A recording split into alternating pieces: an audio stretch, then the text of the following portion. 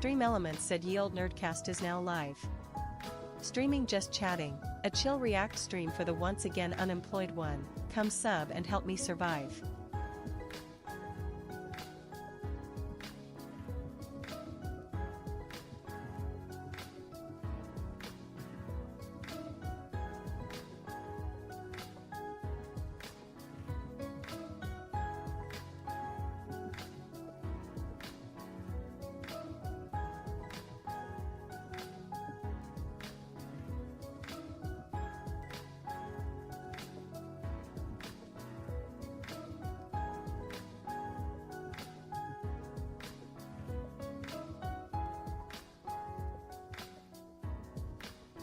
Haunted Wisp said hello.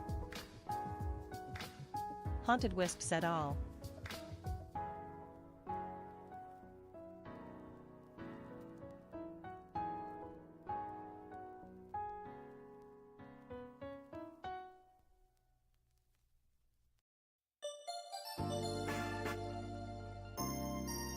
Haunted Wisp said ladies.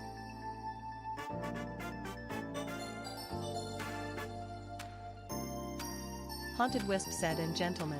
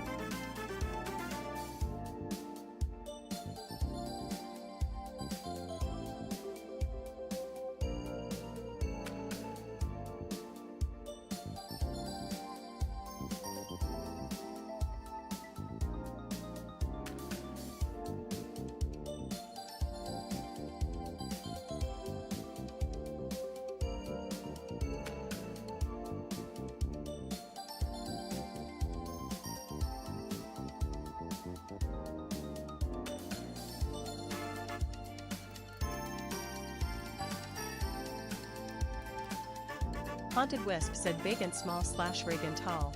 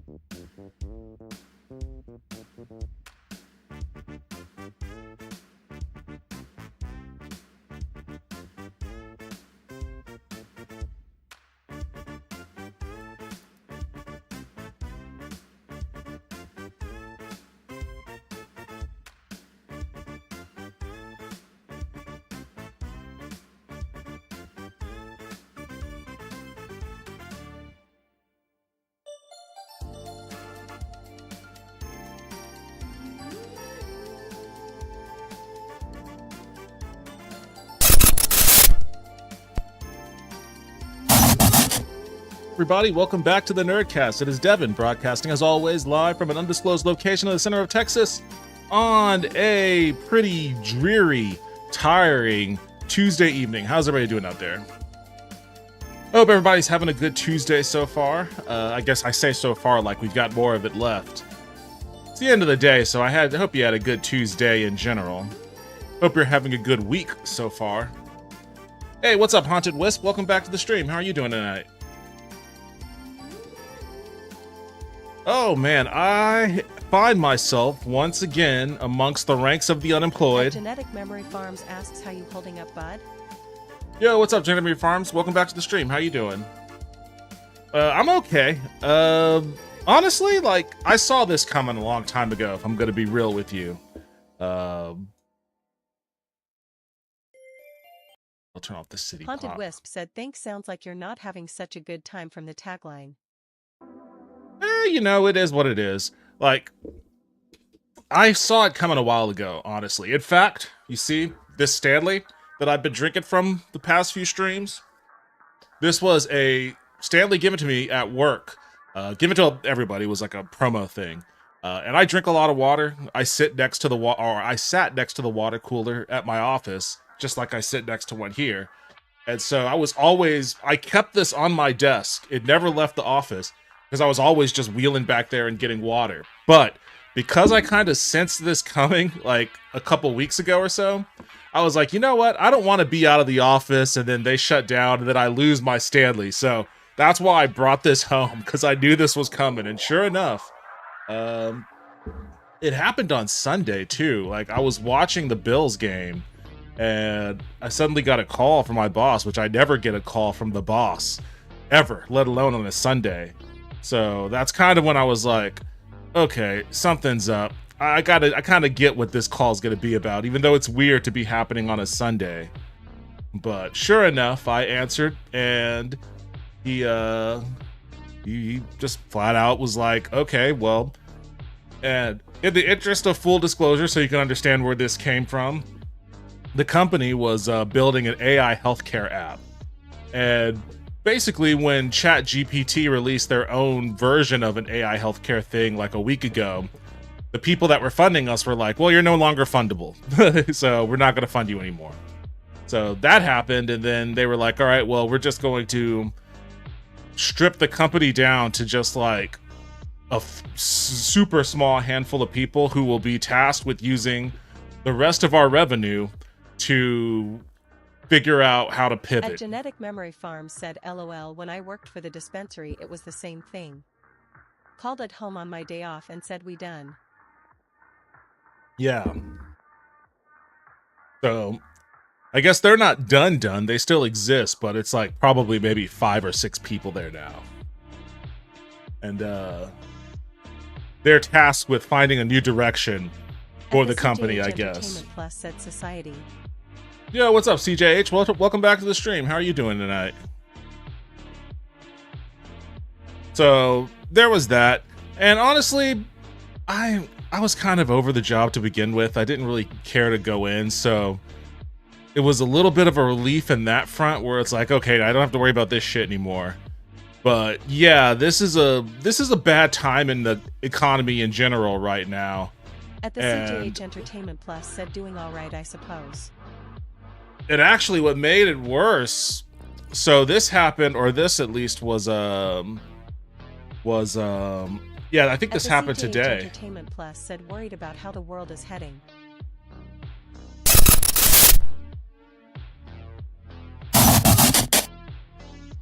Yeah, this was earlier today.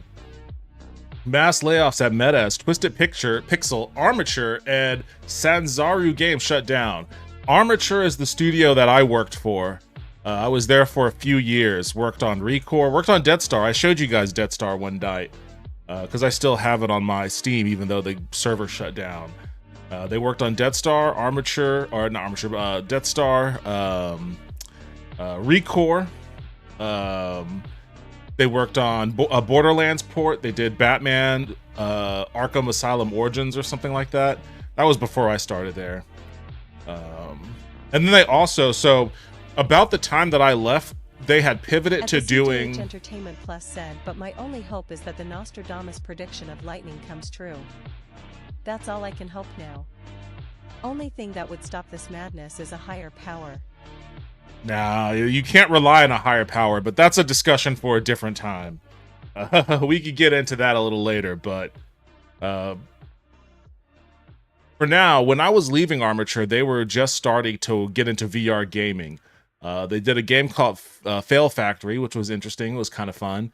But their real claim to fame was they were the ones that did the VR port for Resident Evil 4 that won VR Game of the Year. So they had a lot of credibility behind them and a lot of accolades. And they were really cool dudes. Like, even all these years after not having worked, I mean, I last worked with them in 2018, but I'm in their fantasy football league every year. I got fucking smoked this year in their league. Memory Farm said, "Ain't no higher power coming to save us. We got to save ourselves." So this was a kind of a bummer to see, like, a lot of my friends lose their jobs and seeing them post stuff on LinkedIn today. Meta, the parent company of Facebook, made major cuts to its workforce on Tuesday, including an estimated 10% of employees in its Reality Labs division, which is set to affect more than 1,000 workers. The Reality Labs business used to be known as Oculus VR and makes products like the Meta Quest VR headset and AI-powered glasses. Those cuts have reportedly affected 3 gaming studios within Meta: Armature Studios, Twisted Pixel, which is also an Austin studio that I think I might know some people at, and Sanzaru Games. On Tuesday, employees of these studios began speaking about being laid off from the company. At the CJH Entertainment Plus said, "Earth still is boss though. Send a tornado towards Trump." Yeah, the only thing they have about Armature is Armature Studios was founded by former Retro Studios leaders and developed games like Batman, Arkham Origins, Blackgate, and Recore. The studio flirted with VR fare like Fail Factory and Sports Scramble and developed the VR version of Resident Evil 4 before being acquired by Meta in 2022. So, RIP to Armature. And working with them was a journey too, because when I got hired on, it was a tumultuous situation. Oh boy, I mean, things are kind of rough out there right now for everybody.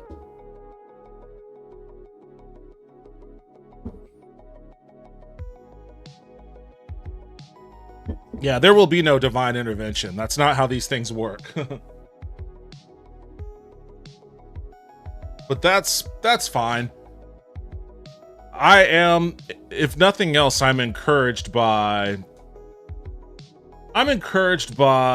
the consistency and the fury of the Minnesotan protests. They aren't backing down.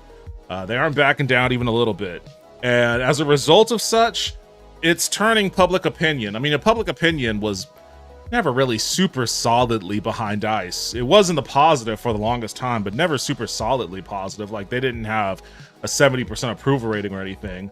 But the public opinion on ICE is underwater now. And it's generationally underwater. And pretty much the only people that support them now are like the diehard Republicans. Not even just your rank and file Republicans. So, as long as... And also, like, there's just... I hate to use the word because it's super lib-coded, but there really is a growing... And there's a growing grassroots movement of resistance. And some of it is impactful and meaningful in how it can stop systemic oppression. Some parts of it are just silly, and the silliness is important too. It's important to not allow an authoritarian regime. Entertainment Plus said, "You know what society needs? We need something like the Beatles to bring us all together." Like, it's important to not allow authoritarians to have this kind of image that they want to have. There's a reason why Trump's stupid ass White House portrait is him scowling into the camera with all this dark lighting around him. Like, he wants to portray this image of being like some scary, threatening boogeyman. But he's not. He's not. He's just a fucking dementia-addled pedophile with like a 12 IQ. And it's important to treat these people as such. Don't ever be afraid of these guys. You have to treat them like they're clowns. And this was one of those stories where it's like, it doesn't really necessarily mean anything, but it's good to see it's good to see it. I don't know if you've watched the video of this, but Ford worker suspended for calling Trump a pedophile protector says he has no regrets whatsoever. So there's a video of this going around where Trump is at a Ford factory and some Ford factory worker calls him a pedophile protector, and then Trump like looks at, like points at him or something, and then he flips him off. You know, and it's ultimately meaningless in the grand scheme of, you know, who runs the government and who controls how laws are enforced. But anything and everything that you can do to diminish these people's sense of authority, to diminish their, you know, omnipotence. Here it is. Let me mute that for a second. At the CJH Entertainment Plus said humiliation digs deep to the right. Absolutely. Did you hear him? You hear him yelling?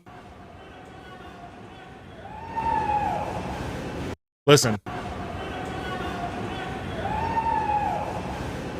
At Genetic Memory Farm said if you are up for it, I put a segment from PBS NewsHour into your React section. It is a piece they did about ICE and BCP using white nationalist songs, slogans, and imagery in their job advertisements. Oh, okay. I'll check it out in a second. So he yells, "Pedophile protector!" And then Trump looks at him, points, and you can see the F forming on his mouth right there. You can see the F forming right on his lips. He goes, "Fuck you." He points at him and says, "Fuck you." And then he flips him off right there. So that one little dig got really under his skin. It got really under his skin, which is good. Keep doing that. Keep doing stuff like this, even if it is ultimately minuscule in the grand scheme of things. Any little, like, death by 1,000 cuts still requires that one cut, okay? So get your cuts in while you can, is all I'm saying. Is all I'm saying. At the CJH Entertainment Plus said J.D. Vance got mocked on Twitter too, and he logged off. Yeah, exactly. Like, don't ever give these guys any legitimacy in any public space.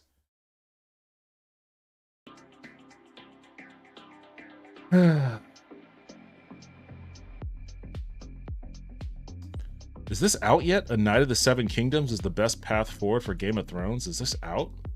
I forgot all about this show.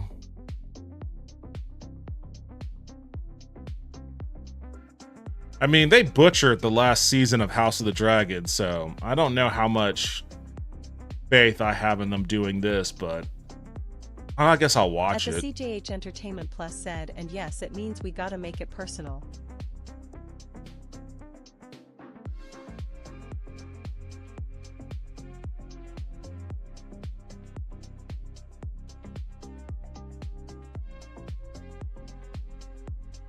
I just don't keep up with so much of this news anymore. Steam Dev says his game got harder because young people can't write an email.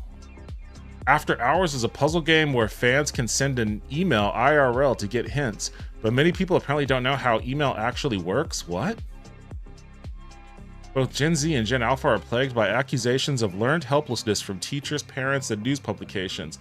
Now, a game developer claims he's had to deal with a worrying lack of basic life skills among his younger players, and it's negatively affecting the reputation of his Steam game. At the CJH Entertainment Plus said the J.D. Vance Connor Eats Pants thing really hurt him deep. Oh yeah, where Connor Eats Pants was like, your mom was right for trading you for some crack or something like that. After Hours is a 2018 reality-altering game where players scour notes. Said also ice slipping on ice was funny too.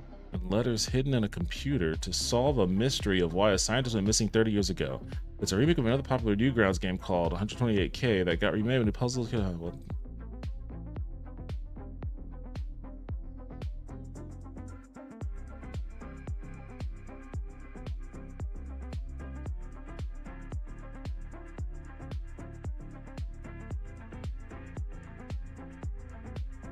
The players couldn't figure out how to use email, let alone solve the mystery at the root of the game. The system couldn't help them because it wasn't designed to read the subject line. Wait, what? What does that even mean?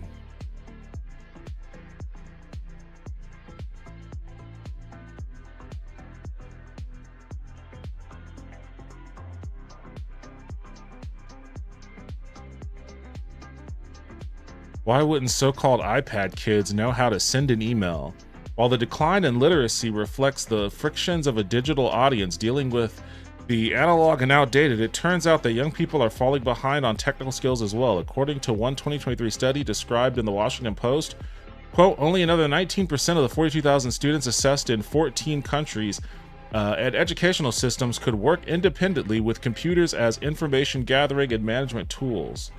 Some schools might be outfitted with laptops for every student, but basic skill development concepts like computer labs and typing classes aren't nearly as prevalent as they once were.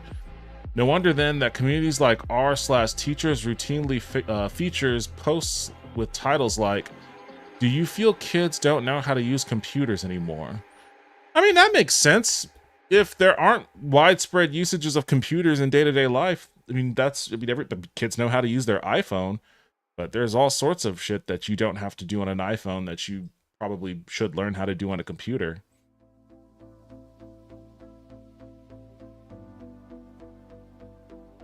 In recent years, Mamahid says the percentage of players who can actually finish after hours has cratered. I think the odd ways of writing the emails is the culprit. What's this game called? Maybe I should try this game out. After Hours?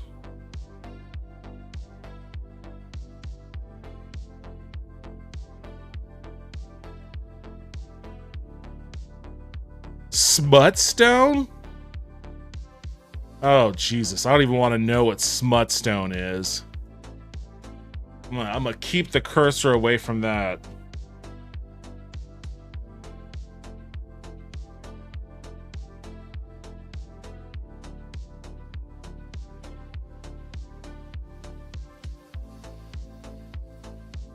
It only has 57 reviews on it.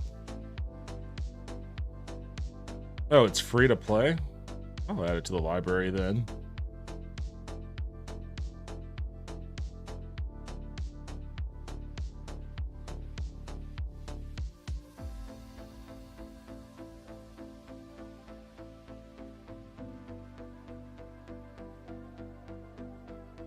Haunted Taco 12 said, I'm sorry, being unemployed in today's world can be very hard.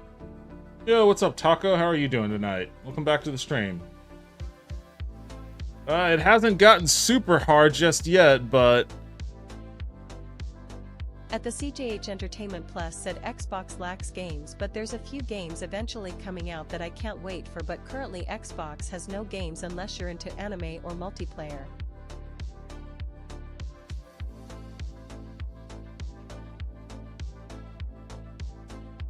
Just weeks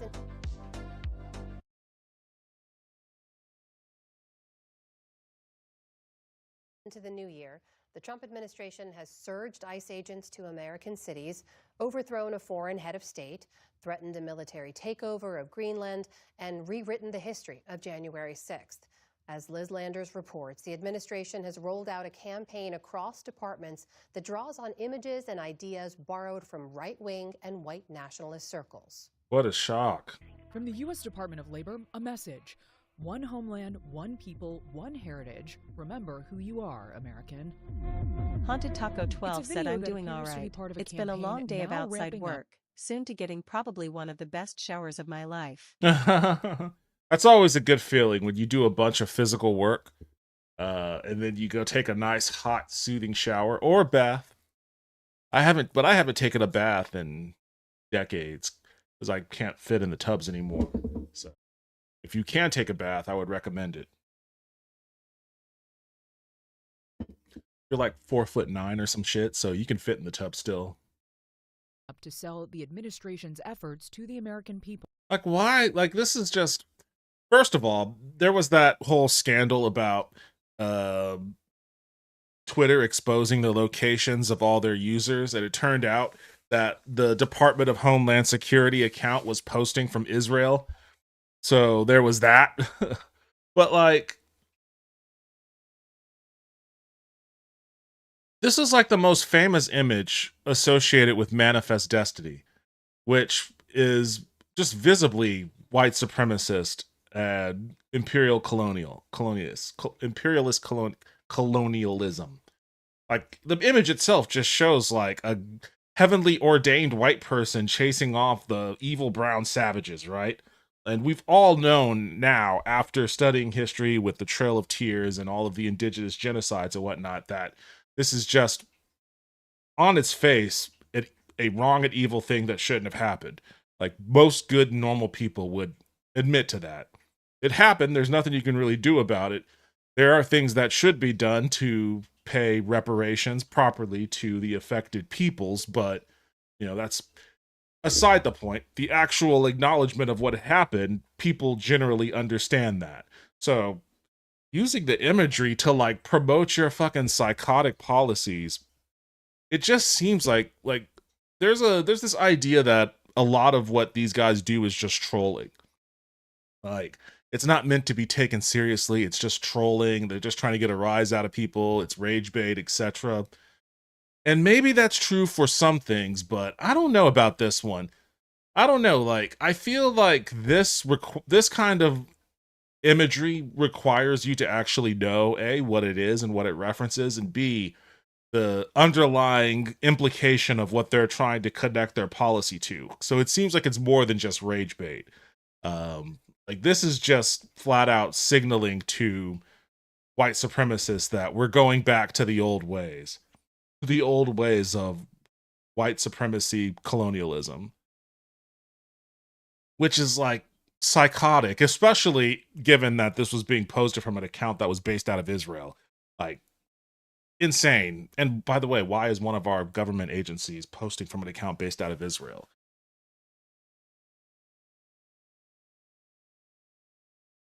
I mean, we get 2 people in our tub, but we have a big tub. NewsHour weekend stopped this weekend because of the funding being pulled. Yeah, that part too. We need to remind people that Jesus was a brown man, lol. What's crazy to me is how Canadians treated the indigenous people despite them helping Canada defeat USA the first time. Yeah, but I mean, they're still white people. Canadians are not. They're still white guys from Europe, so there's gonna be some level of otherizing of indigenous people. This is a very clear message to white nationalists to apply for cushy government jobs with the power to oppress minorities. Well, sure, of course. Of course. And that's another thing is like pretty much since 2017 to 2025, we heard so much and saw so much about all of these violent white supremacist groups, Proud Boys, Patriot Front, Boogaloo Boys, all these other organizations that were protesting the Charlottesville protest where they were chanting the Jews will not replace us, and all these other things. The Proud Boys just barnstorming places, beating the shit out of random people, and Boogaloo Boys, trying to do their version of accelerationism, I guess. And they had the debate with Trump and Joe Biden where Trump was like, Proud Boys, stand back and stand by, and all of that shit. But suddenly, after January 25th, 2025, you don't hear hide or hair of Proud Boys or Patriot Front or the Boogaloo Boys or any of these other. You don't hear anything about these guys. You have all these protests. You have the No Kings protest that happened like twice now, and then a bunch of different ICE protests, ICE out of LA and whatnot. And you didn't see any counter protests. That used to be their thing. Like, the Proud Boys used to love counter protesting any kind of, protest that ostensibly was left of Richard Nixon in its advocacy. So it's like, where did all these Proud Boys go? Where did all these Patriot Front guys go? Where did all these virulent white supremacists that love to just get out in the streets and muck it up with liberal protesters or whatnot? Where did all these guys go? Well, it's pretty obvious they all just went to ICE. Like, they can't counter protest the ICE protest because they're already there in ICE masks. That's where they all went. Like, there was no screening, virtually zero screening for any of these people that to be hired on as a law enforcement officer or agent or whatever their actual fucking title is. So all these dudes, and there was that video on Twitter about the ICE guy that was somebody tracked down an ICE agent without his mask and shit, and he had an SS tattoo behind his ear. Like, all these dudes just went and joined ICE immediately. Like, as soon as they had the opportunity to, they joined ICE. And they got fat signing bonuses to do it too. So, yeah, obviously this speaks directly to those people, and now they all have guns and they're running in the streets killing innocent people. So it's not, ultimately, it's not going to end well for them. These sorts of things hardly ever hold up for too long, especially if, you know, it's being run by incompetent shitheads, and certainly not in an era where we can all see what's happening. I guess the one thing that may have benefited fascists in Germany was the fact that they didn't have a 24/7 connected internet and various social media outlets, despite the fact that the social media outlets are all run by the same fascists anyways. We at least get that in our time. So we have mechanisms with which we can communicate with one another and see what's actually happening and recognize that what's actually happening is evil. For example, calling on potential ICE recruits to, quote, defend the homeland from outsiders while featuring heroic images of white men, often from a bygone era. Then there's this tweet from Friday, an ICE recruitment ad featuring the turn of phrase, "We'll have our home again," plastered over an image of a man on horseback and a stealth bomber flying in the distance. That's a reference to the song "We'll Have Our Home Again," a white supremacist anthem favored by the Proud Boys. Oh my God, we'll have our home again. By God, we'll have our home. Another image tells supporters to, quote, trust the plan, the slogan of the right-wing conspiracy theory known as QAnon. Oh my God. There's a global cabal of pedophiles. This dude's not even a Trump supporter anymore. This dude's not even a Trump supporter anymore. Let me see if I can find that. Like, they caught up with this guy and they were asking him, and I think it was the Epstein stuff that turned him.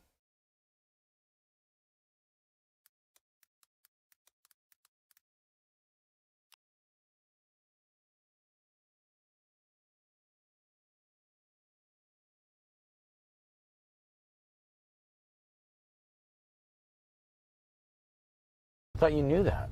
Still a Trump supporter? No. You still a Trump supporter? No, I thought you knew that. Why not? Refusing to release the Epstein client list was enough for me and other people to be like, okay, this is bullshit. I thought you knew that. Why not? The man alone refusing to release the Epstein client list was enough for me and I think a lot of other people to be like, okay, this is bullshit. Yep, he no longer has the QAnon shaman. Lost that dude of all people. So this isn't even accurate anymore. Like, PBS needs to update their notes.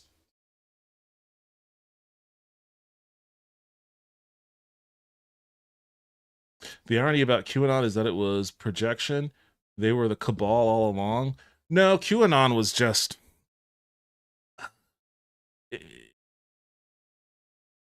I get the sense that QAnon was, if I was going to put on my own conspiracy theory hat, I get the sense that QAnon was just a psyop intended to diminish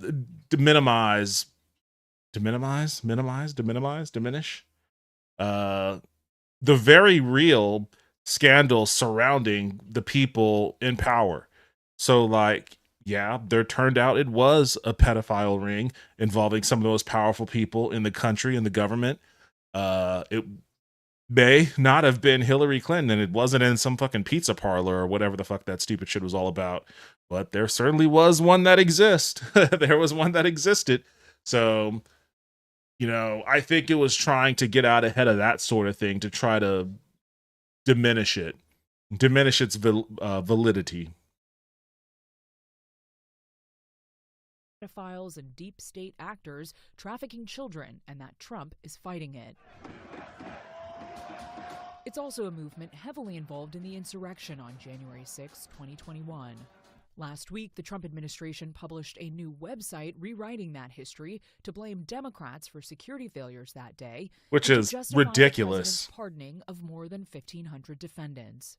Weighing in on another era, last week President Trump also sat for a lengthy interview with the New York Times. He was asked about the civil rights movement and told reporters that while the landmark legislation did some good things, he said, quote, "It also hurt a lot of people that deserve to go to a college or deserve to get a job were unable to get a job. So it was a reverse discrimination." A day later, Trump supporter and billionaire Elon Musk wrote 100 above this message on X. He's just been Nazi posting. Quote, "If white men become a minority, we will be slaughtered." Which is White fucking solidarity stupid. Is the only way to survive. That's always been the fear. That was slave owners' fear for the emancipation of slaves, is we can't let slaves go free because then they will kill us all. That was always their their rationale for fighting against the abolition of slavery. And it's always stupid because it never happens that way. It's the same, like Israel does the same thing when you talk about, oh, well, you know, we can have a one-state solution, but it has to have equal rights for everybody within that state. Have a one-state solution with Israeli Jews, Palestinian Muslims, Jew or Arab Muslims, ethnic, whatever kind of ethnicity that happens to exist on those borders. You can have equal rights for everyone within it and not have an apartheid state as a one-state solution that you can call Israel and all that sort of stuff. But they always say they call it demographic concerns, and that's just shorthand for we don't trust that the Muslims won't kill us all or some stupid shit like that. It's the same thing as this, and it's dumb and it's Nazi-esque. It's all fascism. It's all fascist code. And Elon Musk has been Nazi posting like crazy lately. It's actually kind of insane that no one's been calling him out on it.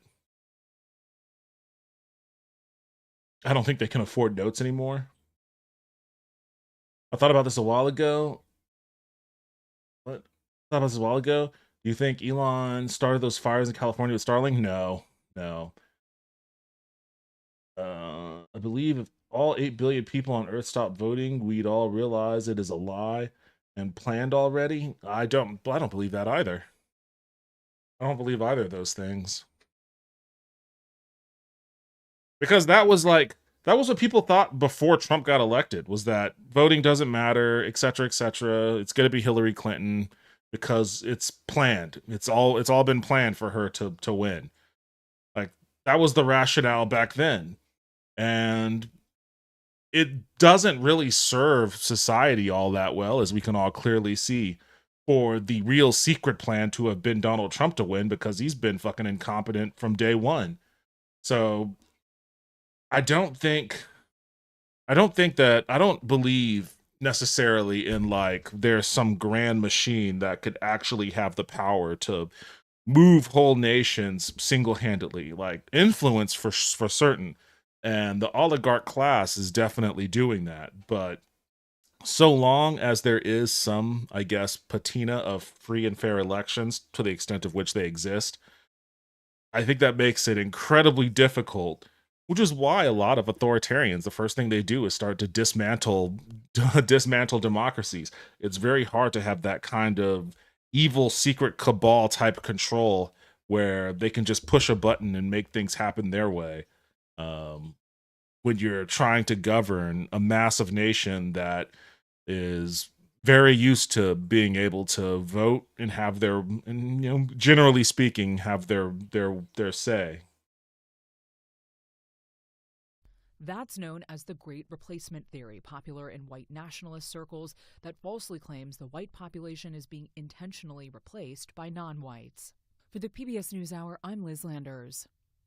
For more context on what some of these images and posts mean and why the Trump administration is using them, we turn now to Cynthia Miller-Idris, director of the Polarization and Extremism Research Innovation Lab at American University. Welcome back. Thanks for being here. Thanks for having me. So we've seen some of these messages before, but this ramping up of their delivery and from multiple official administration accounts, what does all of that signal to you at this point, nearly 1 year into this administration? Yeah, it does feel like a turning point in the propaganda campaign, if you will, in the shift to try to change people's minds about what's happening. I think they feel we're at a moment when ICE has a 57% disapproval rating, I heard today, where it's the second least liked federal agency, only after the IRS.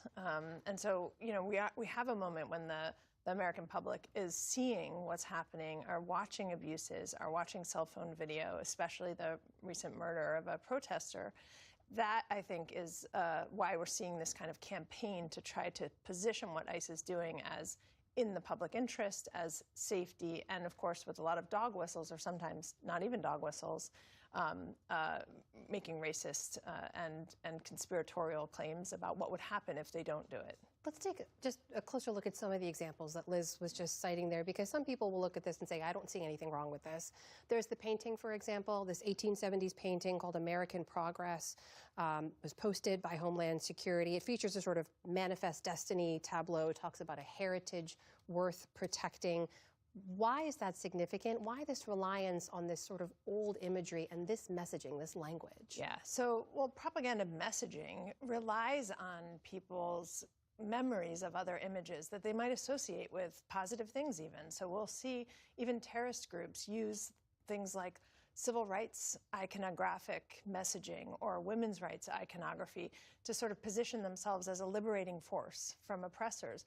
We see in that particular image not just a woman flying over, a white woman carrying a textbook, right? A really interesting part that is known as a kind of education is going to lead the way. We're going to claim what we can about knowledge and make sure that people believe as we claim more space at a moment when we're also invading Venezuela and making threats about Greenland.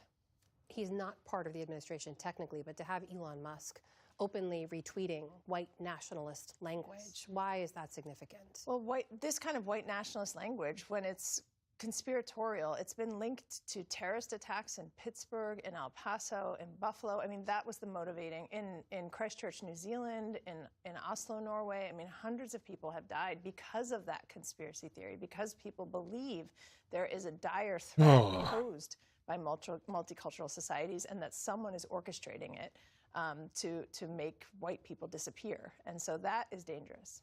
There's also this piece that Liz... I think that is what PBS is trying to do, call out at least while PBS still exists.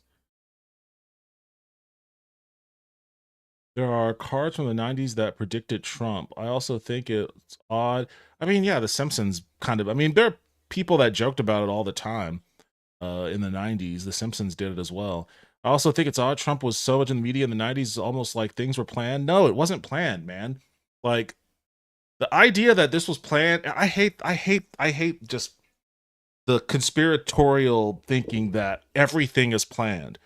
I hate to break it to you, but the world is significantly more chaotic than that.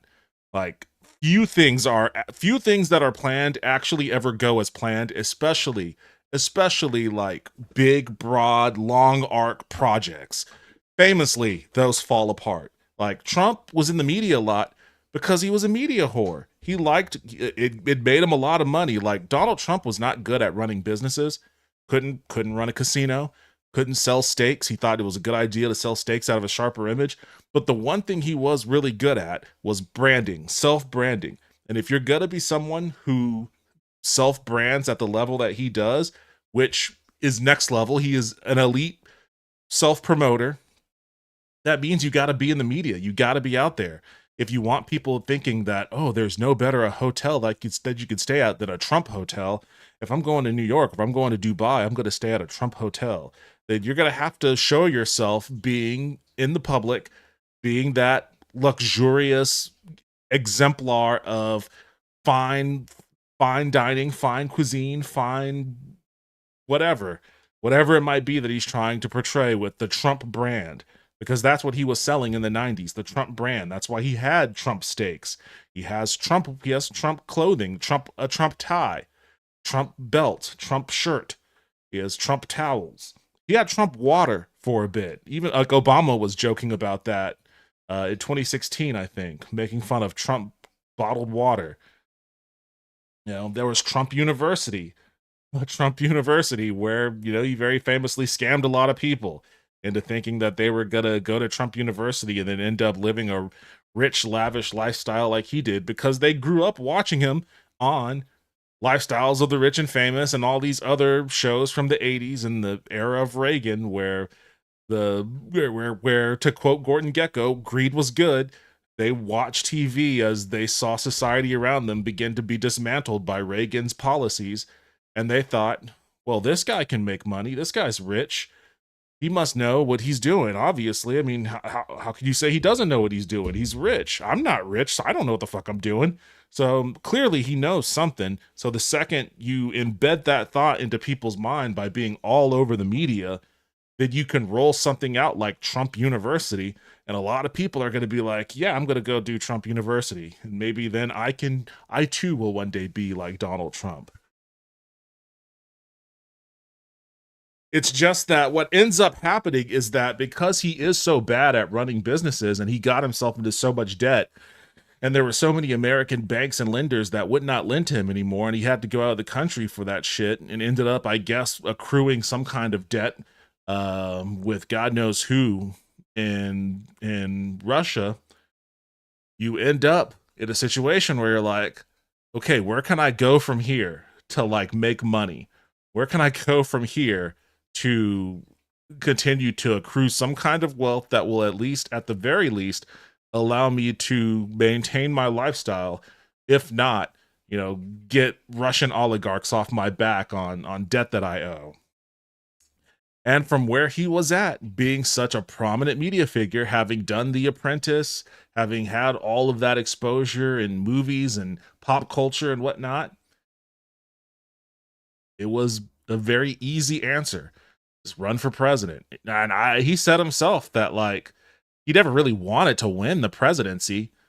he just wanted to promote himself more, boost his name, boost his recognition, get to the next step of the whole, okay, now I'm going to do Trump Motors and have Trump cars or whatever the fuck he wanted to do. I think he actually wanted to start a media company in 2016. And that was the plan. That Boris, I forget his name. Boris, it wasn't Epstein, was it? One of those dudes was being positioned and being the guy that was going to spearhead the operation. Like once the election was called for Hillary and all of that started to transition, there was a plan to, okay, we're going to get Trump media off the ground and it's going to have a TV network and all this other sort of stuff. So there wasn't really, and that's part of why his first administration was as chaotic as it was, because they didn't have a plan. So they had to use, even though he ran as an anti-establishment candidate, they brought in a lot of establishment figures into his immediate circle, like Reince Priebus, the former head of the RNC. Reince Priebus was like his chief of staff. He's not a populist kind of guy. He was a full-throated establishment Republican. And a lot of those dudes, they stopped Trump from acting on his worst instincts because they weren't Trump people. They were establishment Republicans. That's why it was very important for him in 2024 when he was running that, you heard a lot of reporting about it. He's going to staff his office with loyalists, people who only think like him, worship him, believe in what he says, and will take a sword to the hilt to defend him. Because he didn't want a repeat of 2017, where it was Reince Priebus and all these other establishment Republicans that were getting in his way. And that happened because, he just didn't have the plan. He didn't plan on winning. That wasn't the plan. He wanted to run a media organization. And he probably would have done that after 2022 if it wasn't for the fact that Joe Biden's administration was really slow rolling criminal proceedings against him. Then it became, oh shit, I need to become the president so I don't get arrested and thrown into jail. And y'all saw how that turned out. So I'm not entirely convinced personally that if the Biden administration didn't pursue legal actions against Trump on any of those things, election interference or any of the other stuff, if they just said, fuck it, whatever. Do whatever you want, Trump. We don't care. I'm not entirely convinced he would have run in 2024. Maybe he would have still run. It's possible. But I think it's probably just as possible that he would have just been like, all right, I'm just going to go do Trump media then. And I'll shit on the Democrats from afar. But it was the fact that he had that on the line for him that spurred him on.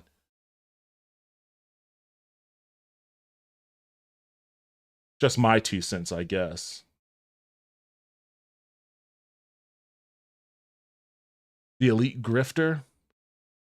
Never take beef recommendations from a man who mainly eats McDonald's. Yeah, and he also eats well-done steaks with ketchup. Yo, Gamer J, welcome to the stream. How you doing? You know what I don't get? How employers can pay an emotional salary. An emotional salary? What do you mean by that? Employers can pay an emotional salary. What would happen if NATO dropped the debt of the USA? I heard that recently that it would be the nuke NATO could do. Honestly, I think NATO is just kind of in a wait and see pattern. I think NATO is like, all right, well, he might die soon. He's in pretty poor health, it looks like. Maybe if we just kind of wait for a bit, we can solve a little bit of our problems. Not that JD Vance is going to be that much better, but maybe a little bit more reasonable.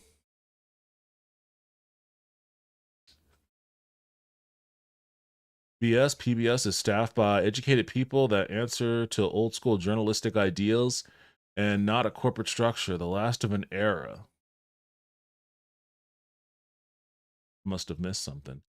Oh, PBS has a very editorial take on everything instead of just reporting the news. Yo, what's up, Gabe? Welcome back to the stream. How you doing tonight? I'm of two minds about that kind of take, because in order to do good analysis, you have to have a frame of reference in order so that you can compare what you're talking about to what that reference point is. And having that frame of reference almost kind of necessitates having some kind of a take. And I don't think that's against journalism. If anything, not pretending to be I think that there is more malpractice in pretending to be apolitical and not being apolitical. Like, I don't see anything wrong. And I even think about this from the conservative standpoint too. Like, if you want to look at something like the National Review or whatever, I don't think there's anything wrong with having a political ideology and using that to view the news. The problem is if you try to use the tools of journalism to influence the opinion of the news. I think that's kind of where things start to get a little bit tricky. Because you could be a conservative newsman. I mean, God knows there have been plenty.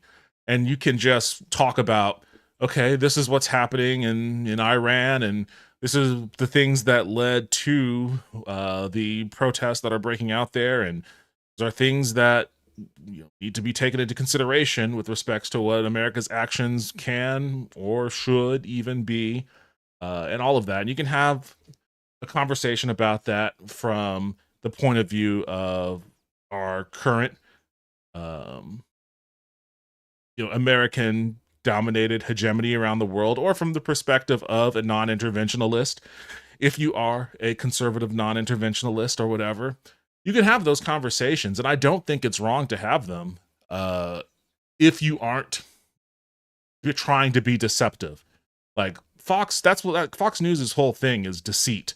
They traffic in just deceit and bullshit, and that's why they are a problem. And same thing with like Newsmax, Knowing, and all these kind of things. They just try to create a narrative through which news items are manipulated to the point where they try to drive a different interpretation of what's actually happening. You saw that with the shooting in Minneapolis, where they're all saying she tried to drive over that ICE agent and kill him. And based off of the video that everybody can see, that's clearly a lie. They're lying. They're lying to push their point of you should always respect authority no matter what, no matter how out of line authority is, no matter what they do or what they say. Your job is to bend the knee and comply no matter what. You have no voice of dissent. If you're there to dissent, then you are there to commit a crime, and therefore your life is forfeit. Like, that's their political messaging that they're trying to massage into people's brains by manipulating or just flat out lying, in Fox's case, about, oh, she tried to run over the officer, right? And that's you don't see an analog to that from something like PBS, to Genetic Memory Farm's point. Like, you don't see an analog to what Fox does to manipulate the news for their end. You don't see that on PBS or whatever. You're starting to see that in CBS, which is why their ratings are starting to tank. But for PBS, at least, there's a little bit more integrity, even if they are lib-coded. Do they think groceries and bills are free? Employers? Well, I mean, they would say, well, that's what wages are for. We pay you wages so you can pay groceries and bills. The thing is, they just don't pay enough. They don't pay enough anymore, and everything's very expensive. Like, the last job I just got laid off from, they were in office only, so I had to drive to work every day. And that, for those of you who don't know, right before they laid us off, I had to put my car in the shop, and I might have to get a new engine. I'm still waiting to hear back on that one. Driving to work every day put a considerable strain on my car. Like, my car was in generally decent shape the pandemic year and a couple years after the pandemic year, when I was doing mostly remote work because I didn't have to drive so much. But once I got a job at a you must be in the office kind of place, that's a cost. That's a huge cost. And the wages, what I was being paid, I guess barely, maybe able to cover it. We'll see. I think employers should be on the hook for car repairs if they're going to make their employees drive to work. I think you could maybe crush the US dollar to nothing if they did that. Yeah, but they aren't going to do that. Their economies rely too much on the US dollar and US trade. And their armies, the armies of NATO combined, still doesn't measure up to what America spends on its military. And they still have the specter of Russia on the opposite side. So the last thing they want to do, are make enemies on opposite fronts. Even if Trump is goading them into becoming enemies. Is the two-party system meant to be so neither let power go to their heads, basically, so it goes back and forth before it gets to a point like this?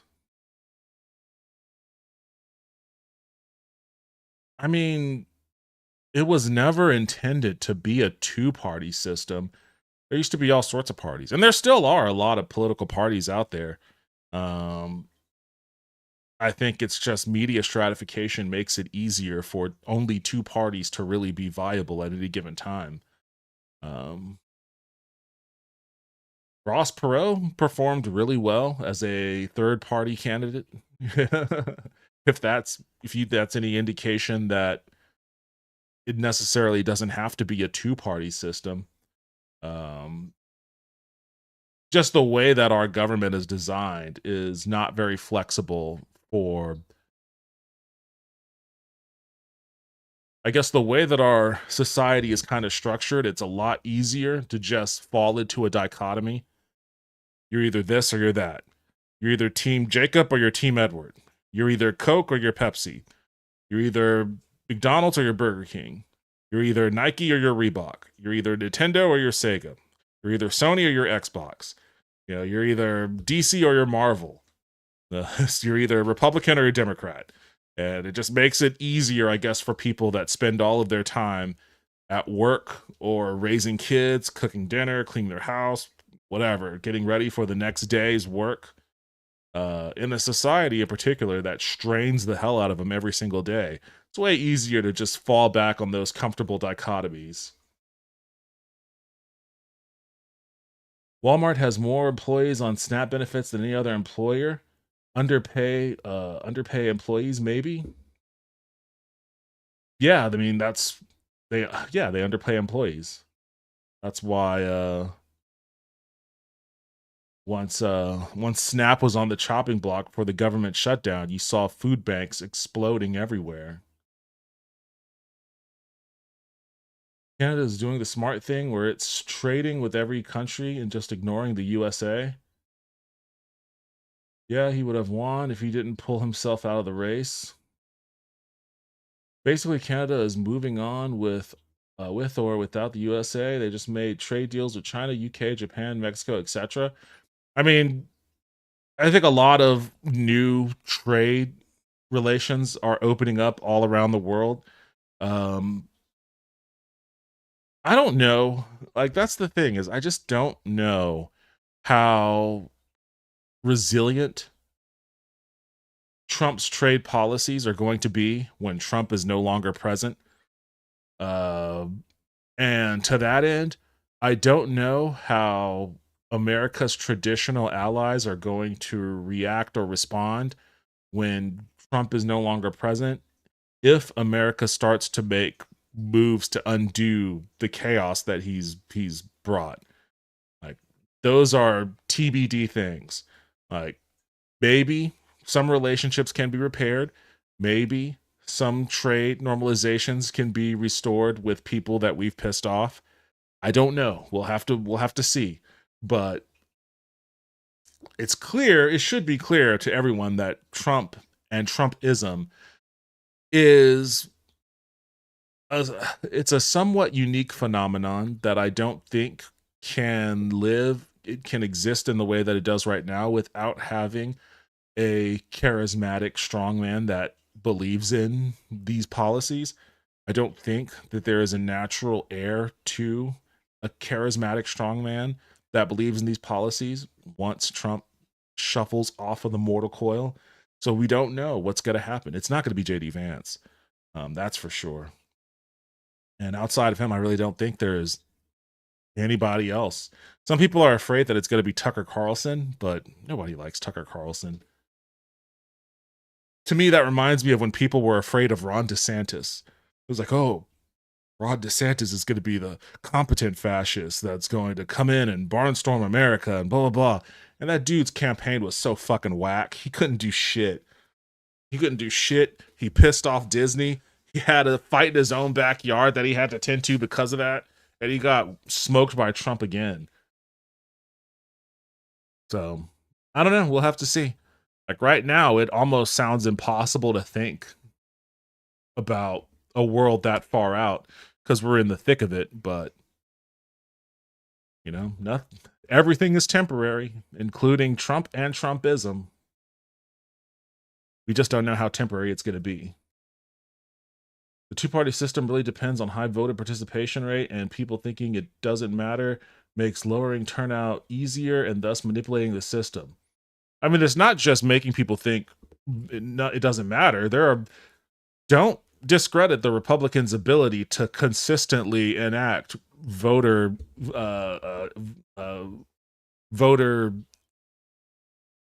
what's the word I'm looking for? Well, they enact laws that are purposely designed to diminish and discourage voting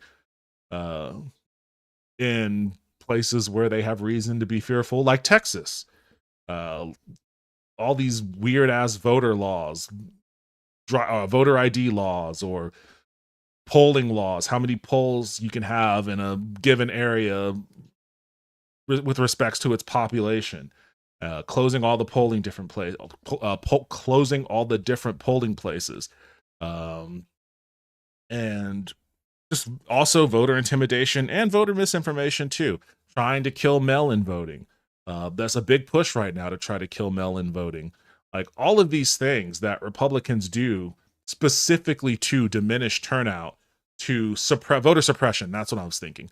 Specifically designed to suppress voter turnout. Like, it isn't all just people deciding not to show up. And then there's just purging voter rolls in general. It's like purging voter rolls, like actually just going down the voter rolls and kicking people off. You know, there's a huge industry designed around voter suppression, and especially in southern states, it tends to work pretty well. I feel like in 100 years, Canada will be Canada will be a problem. Hypothetically, let's say Nostradamus' prediction is correct. Trump gets struck by lightning. Is that a Nostradamus prediction? What the fuck? Trump gets struck by lightning. What do you think the reaction will be from both sides? I think the right would be scared because of religion. They aren't religious. It's just dispense with the notion that the right are religious. They're not religious. I don't know. I don't think. Let me put it this way. Conspiracy theories aside, Trump ostensibly got shot in Butler, Pennsylvania, and no one really gave a fuck. No one really gave a fuck. Like, his people tried to make a martyr out of him. They tried their hardest, and they tried to do the same thing with Charlie Kirk. No one really gave a fuck about him either. Like, I don't think people really care. Like, if Trump got struck by lightning, people's reaction would probably be, oh shit, that's crazy. I guess God made his decision, huh? What do you say about that? God just showed us what he thought of Trump. All right, moving on.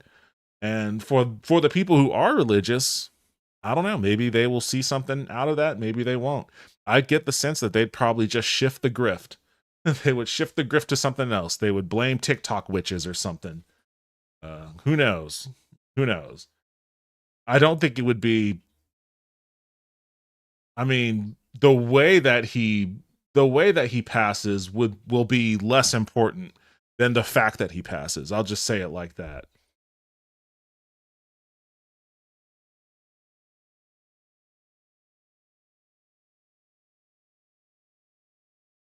Canada discovered Elon tried to rig our election with Starlink. I didn't hear anything about that. That's another popular conspiracy theory, though, that I don't know. I haven't looked into it. I know there's been a lot of like, I've seen some like Substack articles about like election lawsuits happening in Pennsylvania and stuff. And I certainly have my suspicions around all of that. I'm not a conspiracy theorist, though. I'm not a conspiracy theorist. So like, my default position is to take all of that shit with a grain of salt until more credible sources do real journalism to verify it. So until I can see something like that, like a credible source that has solid information, solid proof of such, that just kind of sounds like a conspiracy theory. I mean, to me, it's maybe one of the more believable ones. I'm still wondering how Trump won every swing state. every single swing state, really? All of them? Not one went the other way? No, he somehow won every swing state, despite being pretty even in most polls and even behind in some. There are questions for sure, but in the interest of not feeding into conspiracy theories, I'm just going to defer to investigators on that one. Reported on in a recent interview the president gave, articulating his views on the civil rights movement, which was the Black-led equal rights push to end legal discrimination and segregation in this country. He said it hurt a lot of people and ended in reverse discrimination. What does that tell you about where these ideas are coming from and how they're making their way to the president of the United States? Yeah, I think I think we're seeing several different things in that statement. I think one of the things we're seeing is an unedited version of a belief system that has possibly always been there. It's not just new advisors suggesting something. It is a belief that white men are losing ground. and that something has to be done to restore male standards, as we heard the Secretary of Defense say recently to the military, or Mark Zuckerberg, that what we really need is masculine energy in the corporate sector, right? So Oh these my kind of God, gloves fucking are off, right? losers. There's no more hiding those kinds of statements. And I think President Trump is an example of someone who has always believed that kind of thing and is now feeling more emboldened or empowered to say it. You know, these are ideas, as you've noted and tracked, they've long been simmering below the surface. Now they're sort of out in the open. You also cited a number of other big things that are going on the planet right now. And as a result of U.S. policy, when you see historically these kinds of campaigns, propaganda pushes, is it because they're trying to get a message out, or as a distraction from something else? It's both. So one of the things we see is that one of the very first things undemocratic leaders do is to try to confuse people, to say there's alternative facts, there are other ways of seeing the world, to undermine journalism, the media, academics, expertise, scientists, to basically say this isn't true, whether that's about vaccines or about what we saw in a video was who shot and why a woman who was protesting.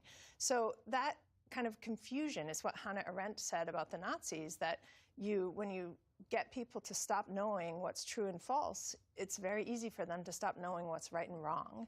And so I think that's one of the first things we see, is that confuse, and then flood the zone with a lot of different things happening all at once. Cynthia Miller-Idris of American University. That's why it's important to Thank you for focus. being here. Focus. Appreciate your time. Thank you for being Focus. here.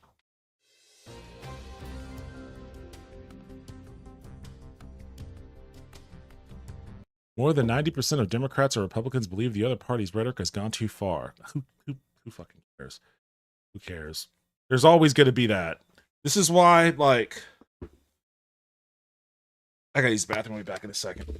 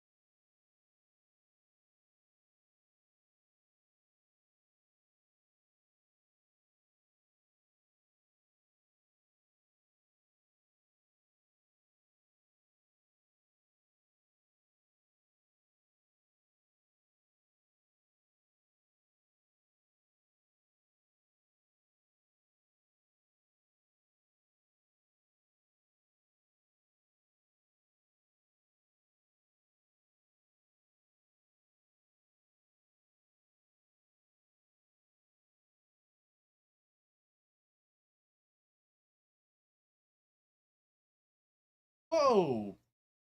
Cookie, I almost sat on you. Whoa! Okay, wait. Out in here.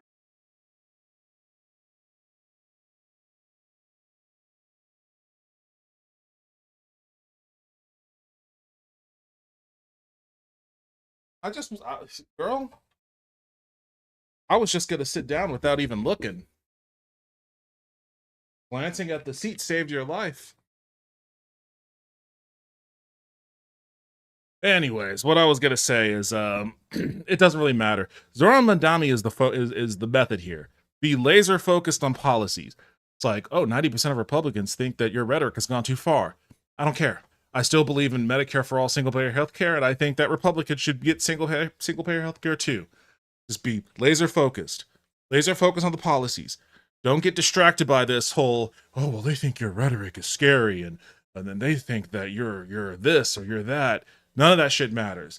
Laser focus, affordability, improving people's quality of life through solid policies. That's it. Cut through the riffraff. Cut through the cruff. Hello, what did I miss? Yo, what's up, Kite? Welcome back to the stream. How are you doing? I guess you missed me watching this video. I guess it's over now. Wait just a second. We have one more thing to share. I want to say a heartfelt thank you for watching. And Okay, you're welcome. That's it from me. On this video, at least.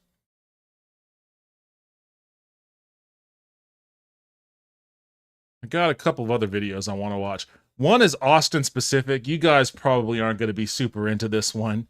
Apologies in advance, but this is like something that I'm dealing with here in Austin.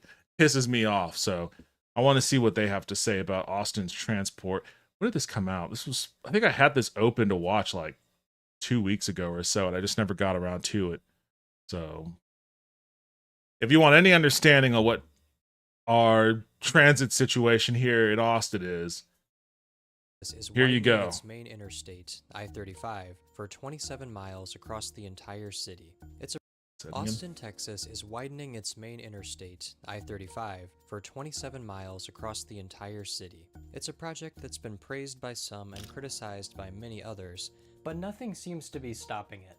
Just a mile west of I-35, work has yet to start on Austin's long-anticipated light rail project. It's been held up in court, and it's faced...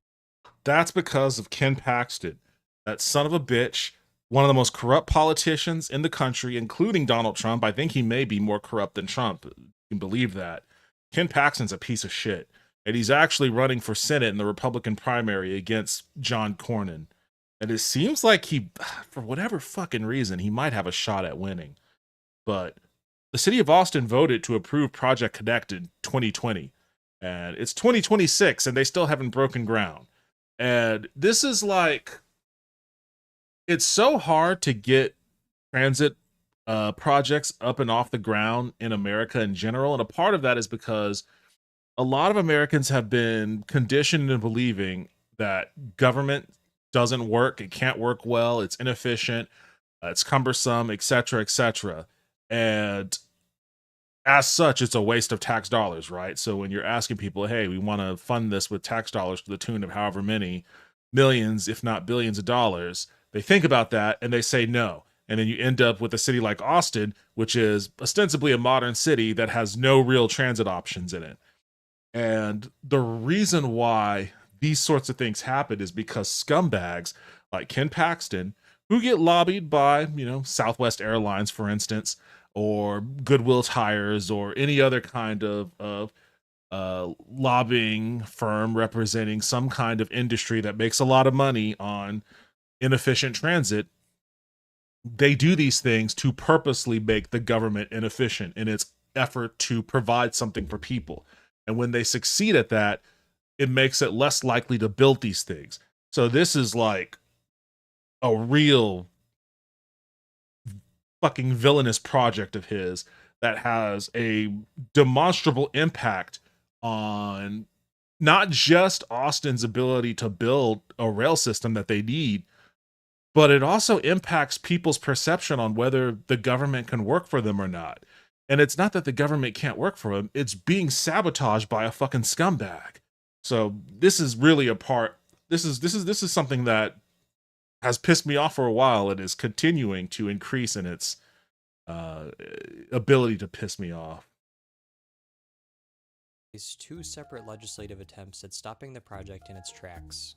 It'll be just over 9 miles for the initial system, and it'll cost about $1.5 billion more than the I-35 widening. It'll quite possibly be the most expensive new light rail line ever built. Project Connect and the I-35 widening are part of the same ecosystem. Decades of research shows that widening highways doesn't make traffic go away, but Project Connect, with its one light rail line and pseudo-bus rapid transit routes, won't motivate people to switch to transit en masse either. This is a fascinating story that's decades in the making. But as far as the future of Austin is concerned, what will actually fix traffic? Why is the answer not? Obama ran for president as a first-term senator from Illinois. If Madami does well in his first 2 years, he would make a great candidate. He can't run because he was born in Uganda, I believe, which is a real bummer. Like, it's gonna have to end up being like AOC or someone, or Ro Khanna. I think Ro Khanna is positioning himself to be the standard bearer, to be the post-Bernie standard bearer. I wish it could be Zoran, obviously, but yeah, he was born in Uganda, so at the most, he can become the governor of New York. Although, honestly, and maybe this is an unpopular opinion amongst progressive politicos, maybe it doesn't make much sense. In a world where there is maybe an AOC or a Ro Khanna or someone who is the party standard bearer, I would kind of want Zoran to be the chair of the DNC and give him a lot of power in that position, because clearly he knows how to organize. Clearly he knows how to message. Clearly he supports the right policies to get people excited and motivated, especially getting young people excited and motivated. I want to take his charisma, his enthusiasm, his intelligence, and his organization, his more importantly, his organization. I want to turn that into the DNC, and I want to expand that across the country. I don't want it to be localized in just New York City. We need that on a national level. I think he has the capacity to organize that. And basically, as a chair of a DNC with an expanded range of power, he could be the party leader, second to the president, whoever the presidential candidate is. And he could be kind of the whip. He could serve in the capacity as a broader party whip. If President Khanna or President AOC wants to do single payer healthcare, then Zoran, as a DNC chair with expanded powers, could use that power to whip whoever he needs to whip to get that support going.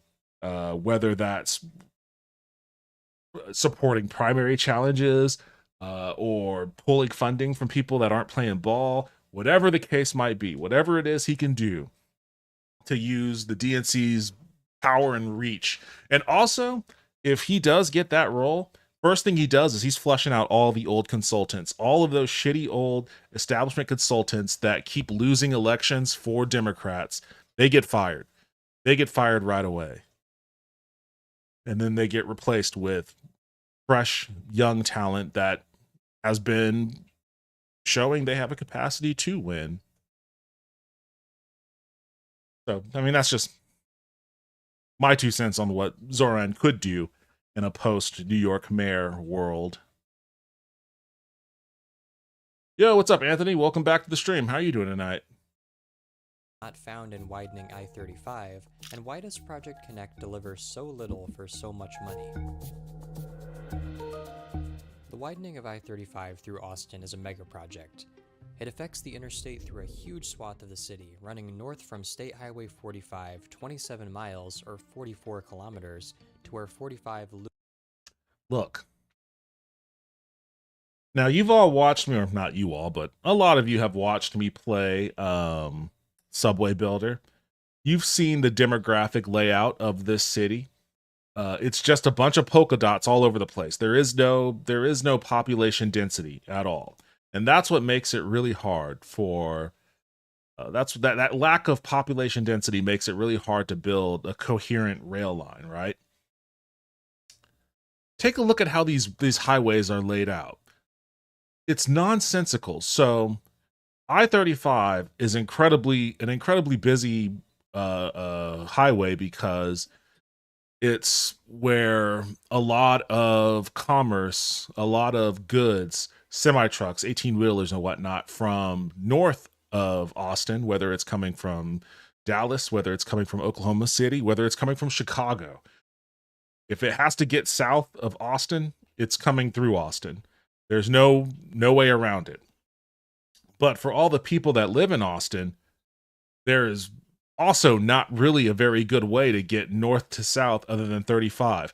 You'll notice there is no real beltway. We don't have a beltway the way that you might have in other big cities. We have Mopac right here, which also just goes really north to south, but it cuts off right here. It doesn't ever really connect to create like a real beltway. We have this toll, the 45 toll, which goes way out east of the city. So even if you wanted to avoid 35 to get south, you really only have like a couple of options here. You have 290 and there may be a spill off somewhere over here, I think, but mainly you have 290 or you have all the way down here at the very southern part. So like if you had to go anywhere in this area, basically like in the main area, you're going down 35. If you're on the west side, you can get away with going down Mopac. If you're trying to use Mopac to get around 35, you could add like an extra 20 to 30 minutes on your driving time because in order to get to like this part of the city from here, you're either going all the way down here, cutting over here, which can take you out of the way if you're just trying to get right here, or try to get right here, or you're just driving through a bunch of lights and then a bunch of other traffic that's caused by this bottleneck right here. So it's a really, really shittily designed street system in this city that has only gotten worse as more people moved here. And when I moved here in 2000, there was a vote to try to build rails in Austin, and it got voted down. It failed. And there was never really anything, there was never any real push up until maybe 2016 to address the traffic problems here. So as more and more people moved here, it just got worse and worse. And that's why they're doing this shit right now. And this is going to be a disaster, especially right around here, because they're burying this part of I-35 underground. And that's a whole other kind of topic. Maybe he'll talk about it at some point in this video. I can share my thoughts on that as well. Wouldn't that just encourage more people to use that route more, causing a larger problem and significant bottleneck? Lol. Use which route? I mean, any one of these routes that anyone's going to use, it's going to still cause problems. Also, this is a toll road, and tolls are expensive, so people are already disincentivized from using this alternative if they don't want to pay a massive toll. So there is that as well. And parts of this are toll... Wait, Mopac? They have a toll lane. Mopac has a toll lane because this also gets super bottlenecked with traffic because a lot of people are just avoid I-35, and a lot of people also live up here. So there's a shit ton of traffic that also gets bottlenecked here. It's a mess. The city's planning is just a mess. Loops back to meet 35. It's a good old-fashioned widening all the way through, turning a mostly 3 lanes in each direction roadway to 4 lanes in each direction. The project is divided into 3 segments, which they're calling the Capital Express South, Central, and North. And Central is by far the most expensive, accounting for about 80% of the total $5.7 billion price tag for all 3 segments. The Central segment is, not surprisingly, more built up, so you have more existing infrastructure to work around, and they also have to take out the old elevated express lanes. $5.7 billion starts to sound affordable when you consider that Houston is undertaking a major widening of I-45 through its downtown and north side for waste of money. $13 billion. And Texas as a whole is spending a jaw-dropping $85 billion over the next decade in roadway expansion projects like these ones. Waste Those of are big money. Numbers, too big to really wrap our minds around, but keep them in mind. Later on, we'll try to contextualize them by looking at how much transit Austin could build for the price of the I-35 project. And indeed, even the Texas Department of Transportation, the agency building all these new roads, says that the state isn't going to get by on roads alone. Even they know they need transit. But before we get into that, let's go back to when I-35 was first built through Austin, because there's an important part of the story there. It was built in 1962 over the street formerly known as East Avenue. That's significant because East Avenue was actually an official dividing line between Austin's white and black sections during the Jim Crow era. Yep. In 1928, the all-white and all-male Austin City Council adopted a master plan that effectively codified this segregation by concentrating all schools, parks, and other public facilities that were accessible to black residents on the east side only. You can see that dividing line pop up pretty clearly on a Homeowners Loan Corporation, or HOLC, residential security map, aka a redlining map. In case you're not familiar, this basically meant it'd be hard, if not impossible, for residents in redlined areas to get home loans. And redlined areas almost always had high black and immigrant populations. And as is often the case with the corridors for these first-generation highway projects, East Avenue was actually a thriving commercial street with a wide, tree-lined median. Construction of I-35 in the early 1960s hit the east side of East Avenue particularly hard, taking out many black-owned homes and businesses. Unfortunately, a lot of them weren't compensated for the fair, full value of their properties through the Of course, why would they be compensated? And so I-35 became an even stronger force that divided Austin, cutting off East Side residents from the jobs and opportunities on the other side. This points to a sinister reality that is extremely common in these early highway building projects. And arguably, we haven't even fully broken free of this as of today. Transportation planners chose the path of least resistance when choosing where to put the expressways, meaning they usually ended up cutting through black or immigrant neighborhoods with property values kept artificially lower by redlining. And it was those same federal forces that granted mostly white loan seekers 30-year mortgages in a little slice of suburbia after World War II that ended up getting more and more people to live further and further away from transit-rich city centers. It's important to understand all these things around this time as deeply connected.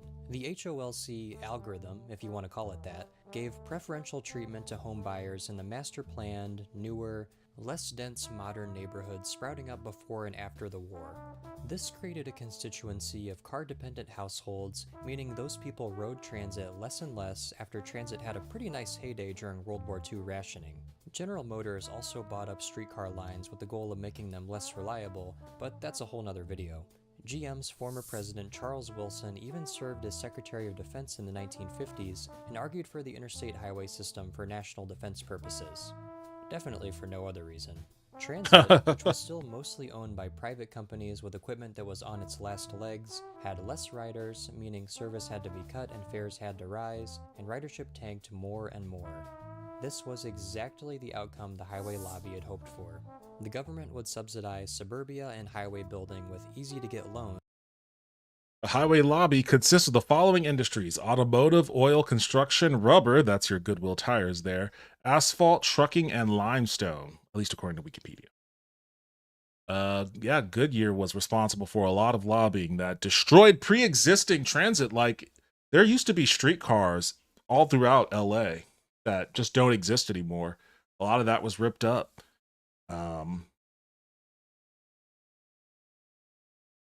That's what corporate lobbying efforts do for you. They destroy things that make your life easier for the purpose. They need friction in humans' lives because friction is an opportunity for profit. So think about that next time you wonder, why are they doing this? This sucks. This is awful. If you were white, thus taking people away from the transit, causing transit to tank, and before you know it, you have a whole constituency of people calling for roads to be widened time and time again. And even today, many people think this way. Austin is one of those insanely fast-growing cities where young professionals, particularly in tech, are flocking to. Greater Austin's population was just over 200,000 in 1960 at the time I-35 was originally built. By 2000, its population had grown to around 1.2 million, making it about the same size as Greater New Orleans. That was when I moved here. But as of 2024, the metro had doubled to 2.5 million people, making it the 25th most populous in the US, similar in size to Portland or St. Louis. It was indeed the fastest growing metro in the US from 2010 to 2022. In cities like that, you'll always hear people say things like, "We're full, stop moving here," or the infrastructure just hasn't kept pace with the growth. And actually, to Austin's credit, they've been building enough homes to keep housing prices stable in the last few years. But what hasn't been stable is traffic. It's gotten worse and worse year after year. Widening the main expressway through the city seems like the natural solution. But it actually won't help as much as you think it would. I didn't think it would help at all. Imagine that one coworker who gets to the office at 6:30 or 7 in the morning to beat the traffic. You might even be that person. We all understand why people do that. If you leave earlier than most people for work, then you won't. They need ADHD people to plan things because we think of every problem, lol. These idiots can save taxpayers money and just give people Heelys to commute around the city. Yeah, that's what you want. In a city that's as drunk as Austin, you want people flying around on Heelys. It's bad enough we've got scooters everywhere. Sit in as much traffic. But wait, they just widened I-35. Traffic is so much better now. So that person who gets to work at 6:30 now decides to sleep in and leave an hour later because traffic isn't as bad. When enough people start doing that, and it's a well-studied thing that they will, traffic on the new, wider road is back to being just as slow as it was before they widened that road. This is called induced demand, and it happens for many more reasons besides the example of someone leaving for work at a more normal time. The biggest reason why highway widening projects always end up creating more traffic is because it communicates a very important message to the people of an urban area. Cars are going to be the dominant way of getting around, so build your life around that. If traffic temporarily is better, Some people will buy a home in the less expensive, further out suburbs. That causes them to drive further and more often, and boom, that's new traffic on the roads that wasn't there before. There are so many more reasons for induced demand, but a good way to understand it is imagine giving something away for free or at a much lower price. A lot more people are going to take advantage of that. We've known about this for a very long time too, at least since the dawn of the Interstate Highway Program in the 50s. Highway widening projects are obviously not cheap and have a lot of hidden costs in terms of businesses and homes displaced, a destruction of taxable land, and more severe pollution, which leads to worse health outcomes for people all around the newly widened road. In fact, the return on investment for widening existing urban highways, which is usually measured by savings of people's time minus the costs, both direct and indirect, is usually just above break even, or even negative sometimes. In other words, it's dumping money into something that won't fix traffic and comes with a lot of costly externalities that cancel out any other benefits the project might have. It also helps perpetuate a long-time divide between Austin's majority-minority neighborhoods on the east side and the majority-white neighborhoods. But you see, this is why I think, so in this area, this is what they're doing. They're burying I-35 underground. And their plan is to put on the surface level like parks and grassways and some other communal stuff where 35 right now currently exist. And they call it, but the way that city council talks about it is they talk about it as reconnecting Austin, reconnecting the two sides of the city to be one city again. But to let you know, the motivation behind this, the makeup of this area. So he described earlier in the video that historically speaking, black and brown people were pushed to this side of 35. We used to populate Tarrytown over here, which is now like an incredibly affluent area of Austin, ironically. But they kicked us out of Tarrytown and pushed everybody over to the east side. So this part of Austin was historically regarded as undesirable, dangerous, etc., low property values and whatnot. But in maybe like the early 2010s, it's probably started around 2009 or so, that lower property value, the undesirable area in an urban city center, was very attractive to developers. And so hardcore gentrification started taking place in this side of the city. And as gentrification expanded on this side of the city, all the black and brown people that lived here got kicked out, basically. A lot of them moved further out east. A lot of them moved further north, a lot further south, but they're not generally here the way that they had been in the past. What is there now are ritzy sky rises, luxury apartment complexes, some luxury boutique grocery stores or retail stores and stuff like that, restaurants and whatnot, a city nightlife that's attractive to a more affluent young tech work base that works in the downtown area of Austin. So when you hear city council talking about reconnecting the two sides of the cities, reconnecting into one Austin, recognize that what's happening is, oh, all the poor black and brown people, they aren't in that area anymore. Now it's rich yuppies. Okay, we don't need the dividing line anymore. If it's not black or brown people, we don't need the dividing line. Let's get rid of it. Let's bury this highway underground. However much that fucking costs, let's bury this highway underground, and then we can reunite with the rich yuppies on the east side, since, they aren't black and brown anymore. So, and this is me painting, putting my coat of paint on the project here, but I think that's the reason why they want to bury 35 and reunite, because with 35 being here, there is still a hard limit on what the value of these this area can be. And if 35 is no longer a problem and there's much more free transportation between these two sides, then that increases the property value on this side. There's still a lot of old buildings and some residents that people have managed to hang on to that they want to get, that developers want to get.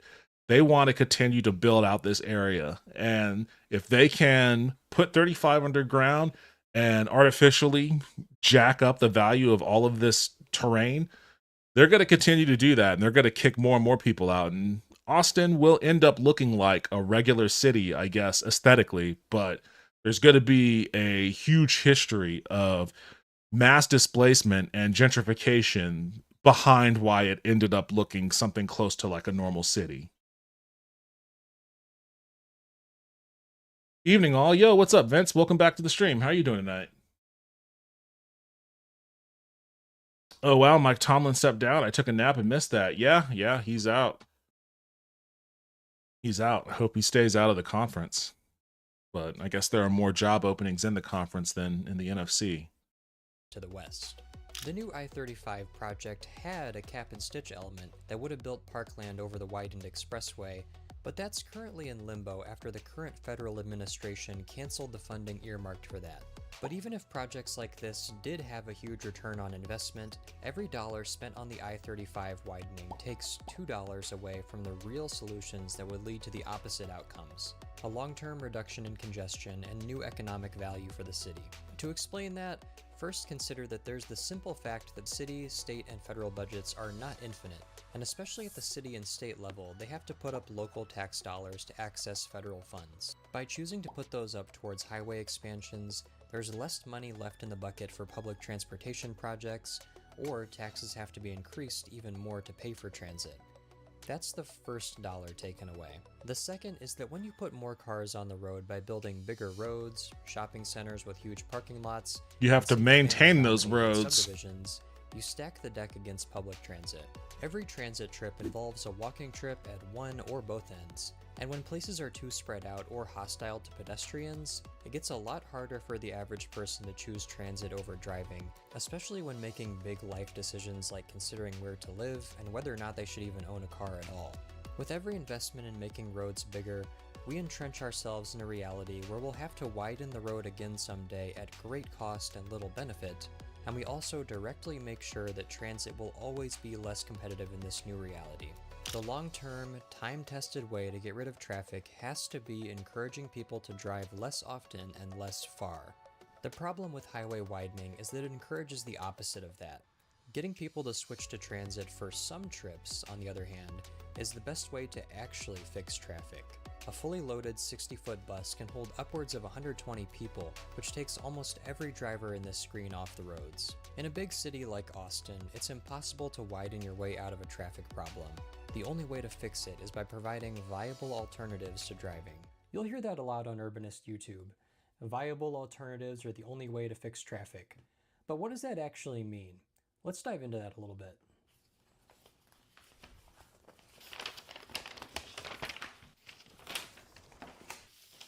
Austin's existing transit system isn't horrible. This guy broke out the damn map. It's not necessarily a viable alternative to driving for people who have another choice. Operated by Cap Metro, the system has a total of 68 bus routes throughout the city and its suburbs, and one kind of quirky commuter rail/light rail hybrid line. There are 59 regular local bus routes that make up the core of the system, and that includes 8 routes that run every 15 minutes or better, every day until late in the evening. Of those 15...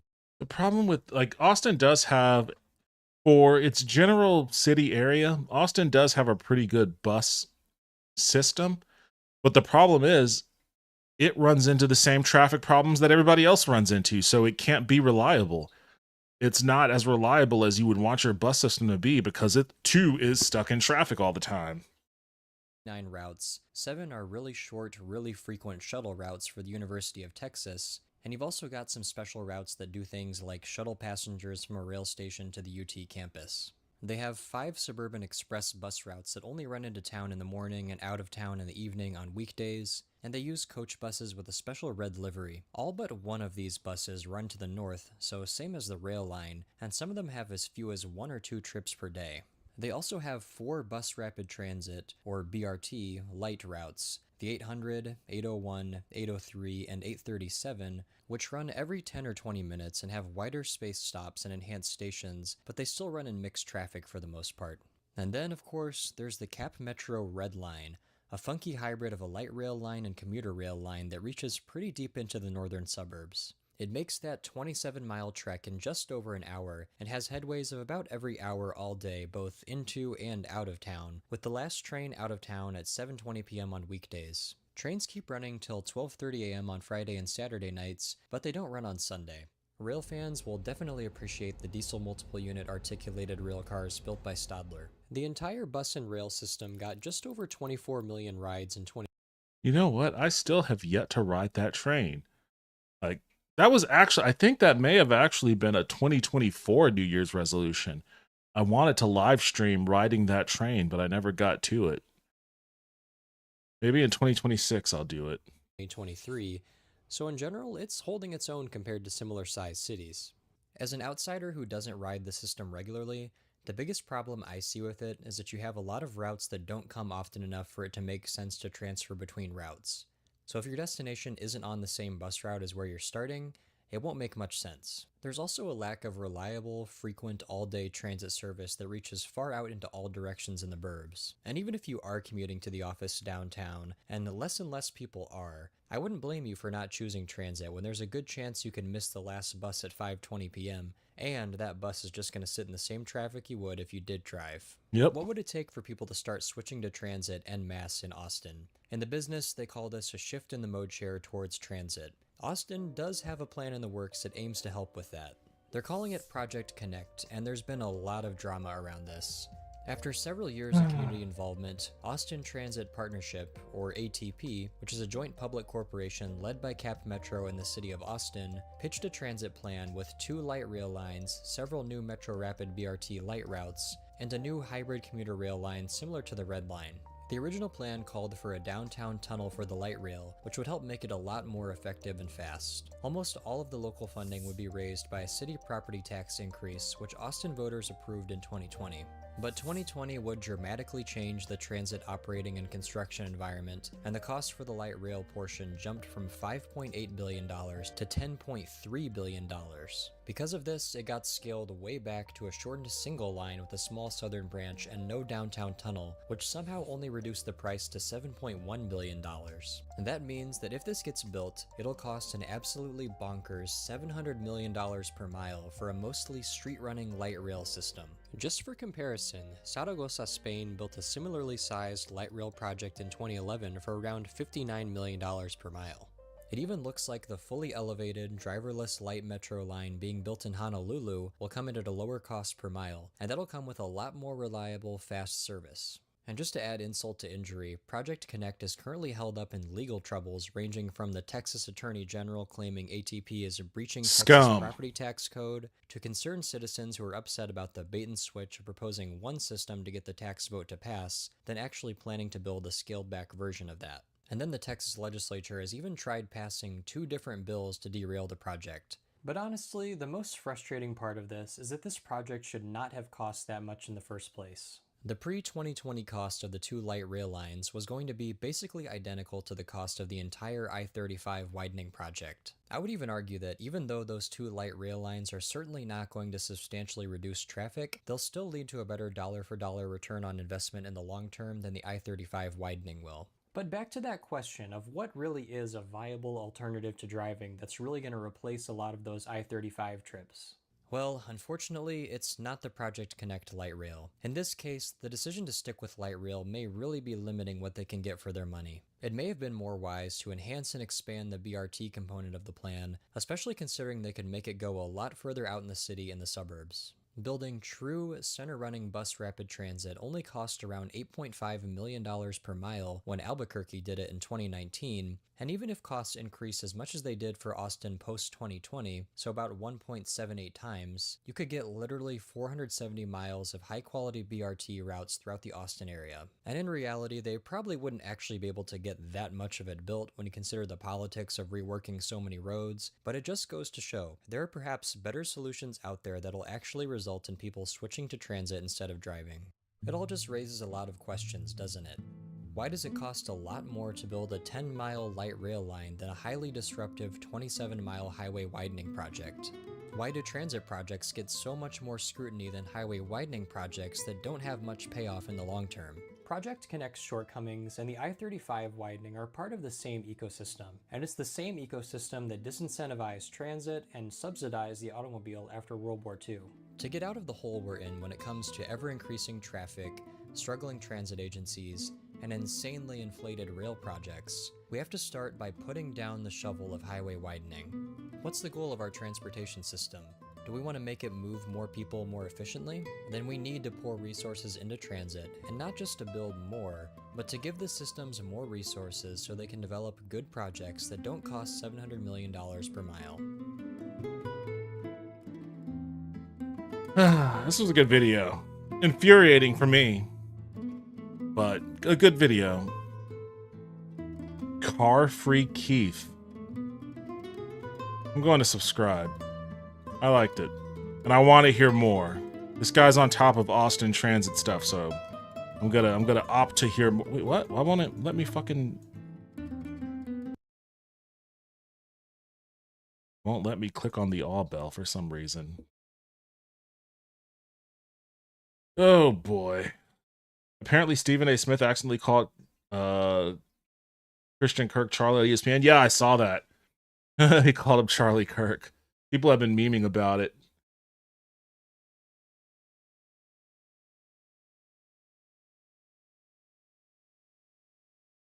Why won't it let me? Austin, Texas.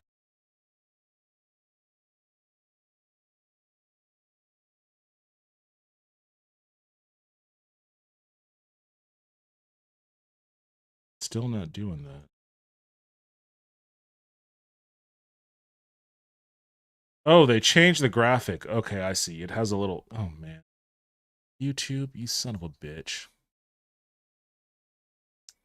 Okay. Do I have anything else in the hopper to watch?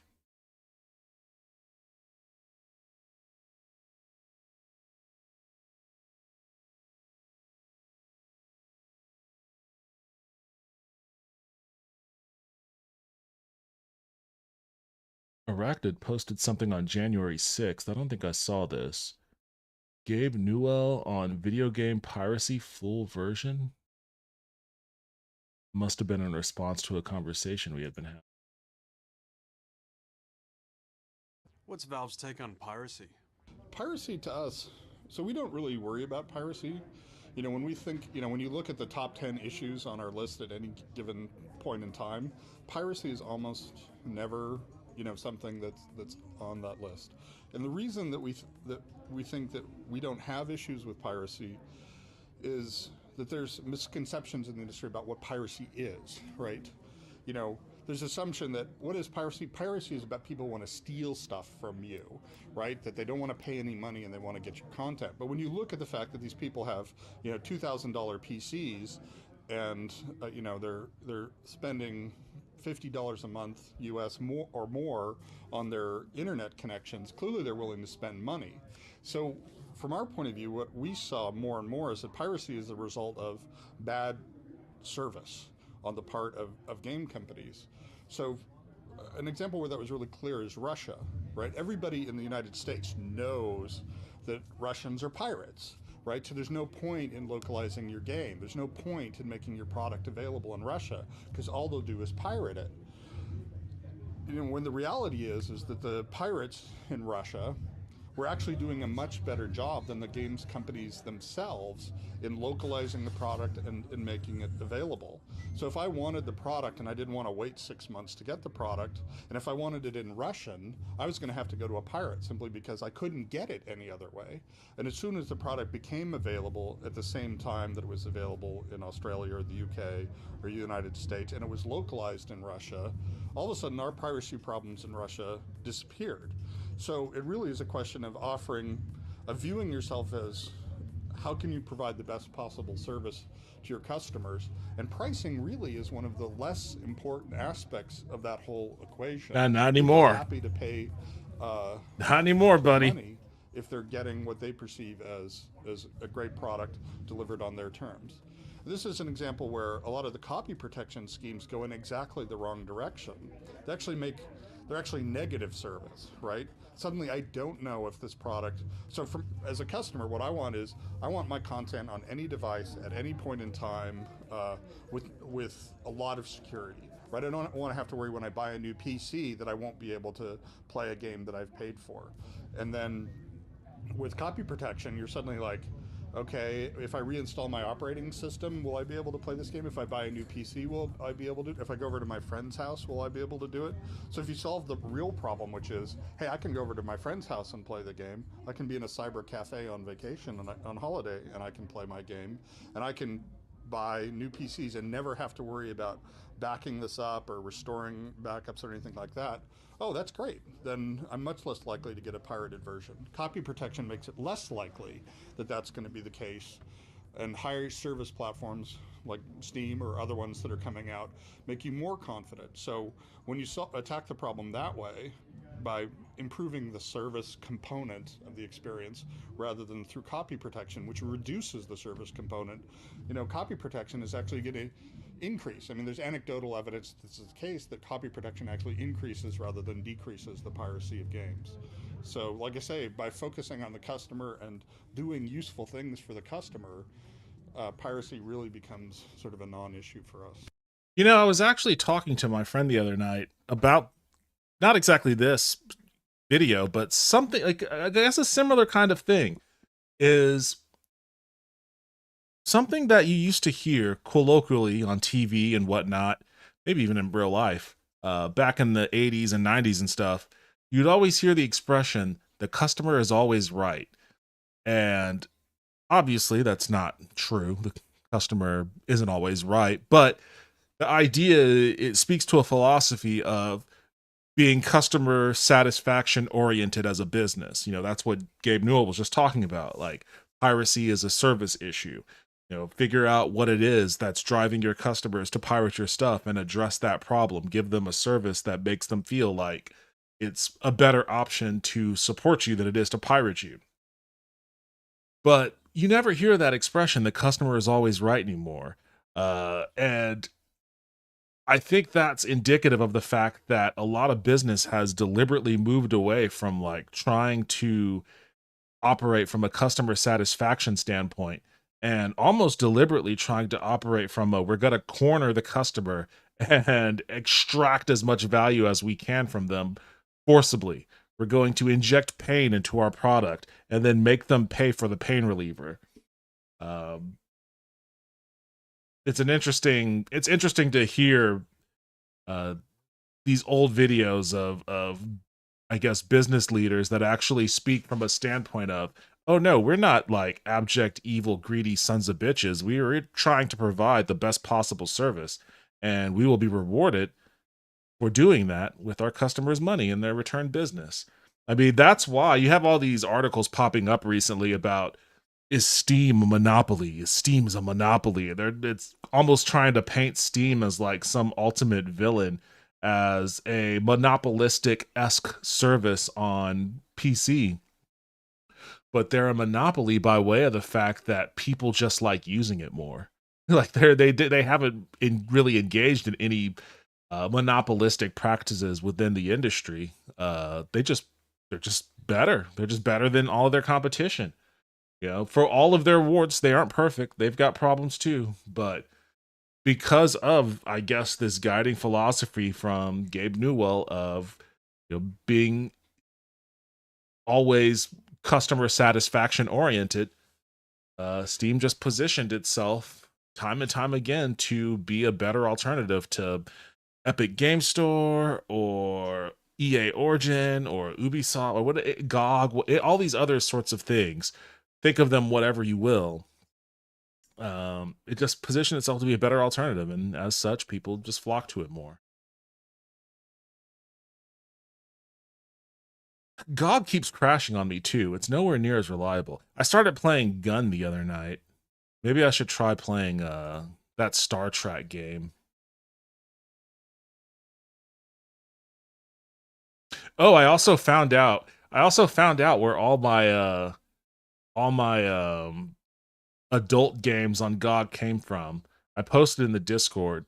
It was during that campaign. I forget the name of the Australian organization that was trying to get games delisted for adult content.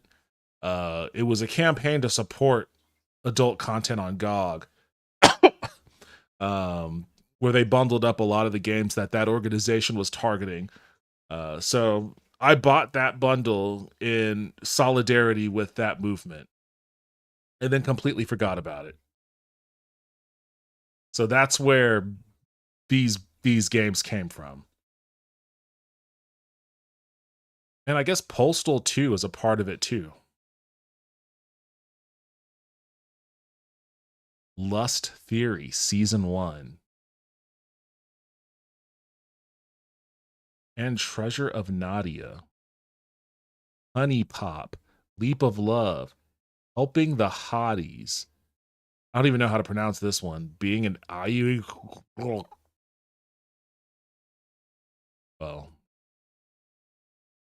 I'm going to try this one today. We'll see. Gun was awful because, well, not awful. It was frustrating because the controls, even though the controller worked, the Xbox One controller worked, the mappings were miserable. So we'll have to see what Star Trek Voyager Elite Force looks like.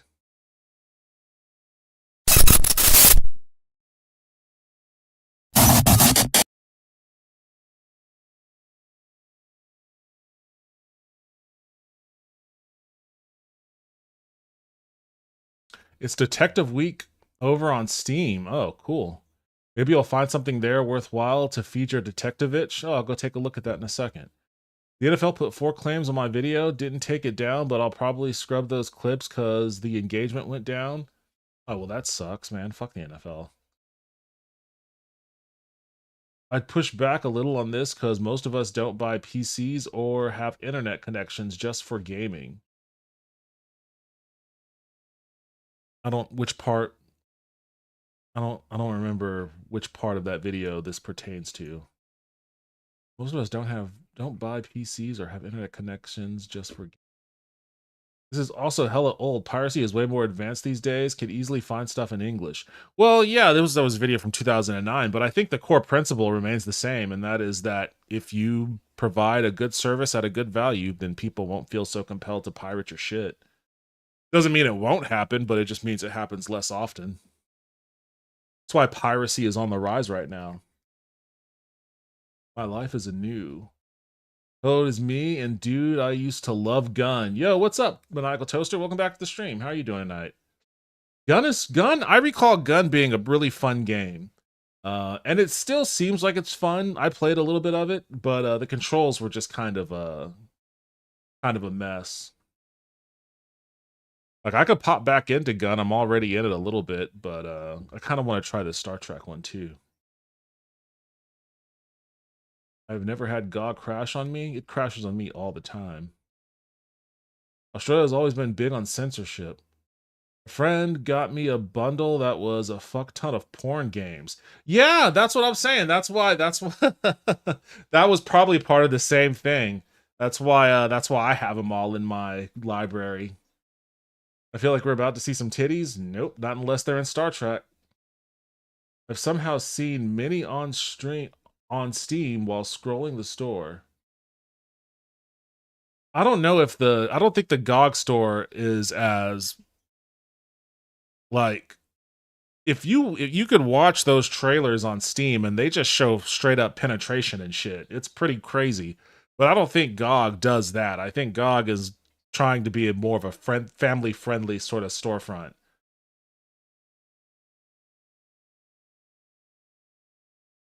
Many people want Elite Force 1 and 2 to be remastered. Oh my god, Voyager Elite Force from the before times. Oh shit, wait, it's being sold again? I guess so. I grabbed it. He said people are willing to pay for PCs and internet connection. Oh, okay, I see. Well, yeah, I think he was just speaking more generally of, like, for the service that he's providing for Steam in circa 2009. If you were using Steam in 2009, chances are you had a PC and an internet connection. If you were pirating games, if you were pirating PC games, chances are you had a PC and an internet connection. So the jump between Pirate Bay and Steam may have been necessitated by how much was left in your bank account after paying for your internet connection, your electricity bill, and all that.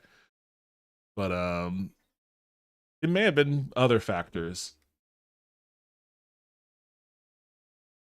There's a whole community that does like roleplay servers with mods for that game. I'm just assuming it's still around. I don't own many adult games, so why it says this should be good for you is beyond me. I played Gun on GameCube, I think. Oh my god, they have Beyond Good and Evil. They were supposed to make a sequel to that, weren't they? I just clicked on featured games on Steam and I see Fab Out 69. Oh no. Oh boy. I was typing into the search bar in Steam and it brought up Smutstone. You know what? It's not on screen right now. I'm going to look and see what Smutstone actually is, cuz it seems like it might be experience the best of both worlds, an immersive card game packed with thrilling fantasy erotica.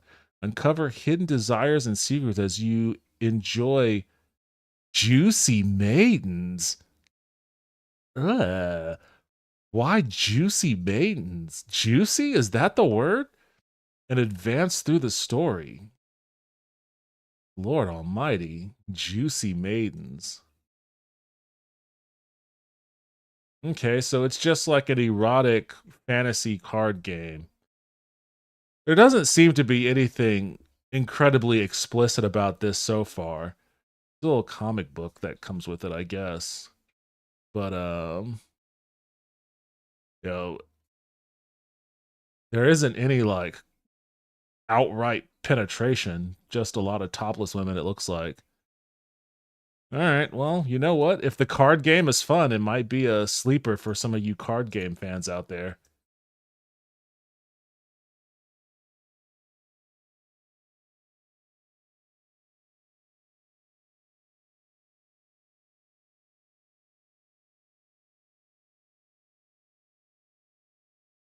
Ubisoft, wait, hold on. Ubisoft has this weird thing where they say if this unrelated game doesn't do well, that will affect whether or not we make Beyond Good Good and Evil 2.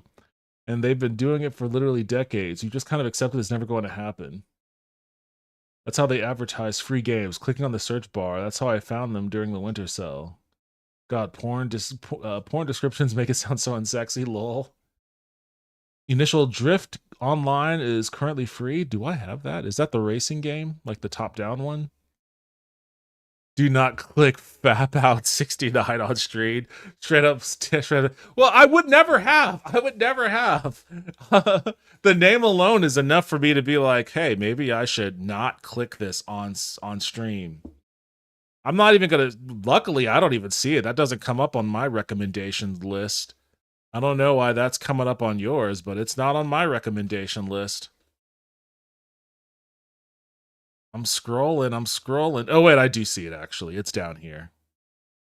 I see Confidential Killings, a detective game, Big Hops Quarantine Zone, Smutstone, and then Fap Out 69. Is this supposed to be like Fallout 76? Is that the play on words here?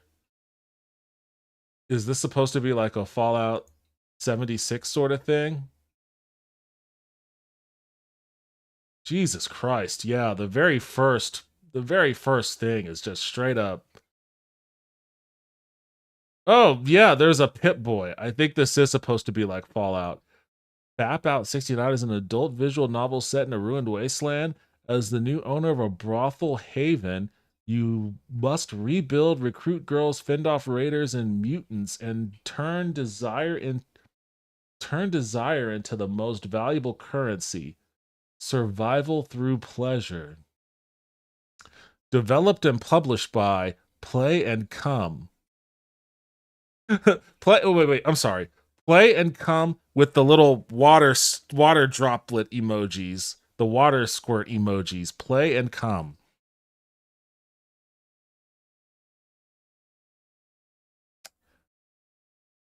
Lots of sticky keyboards in that office, I have to imagine.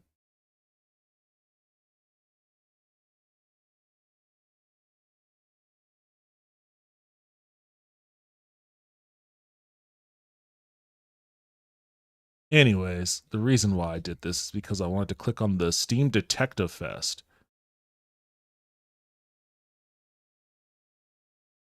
Actually, before I start up on Star Wars, let's just take a look at this real quick.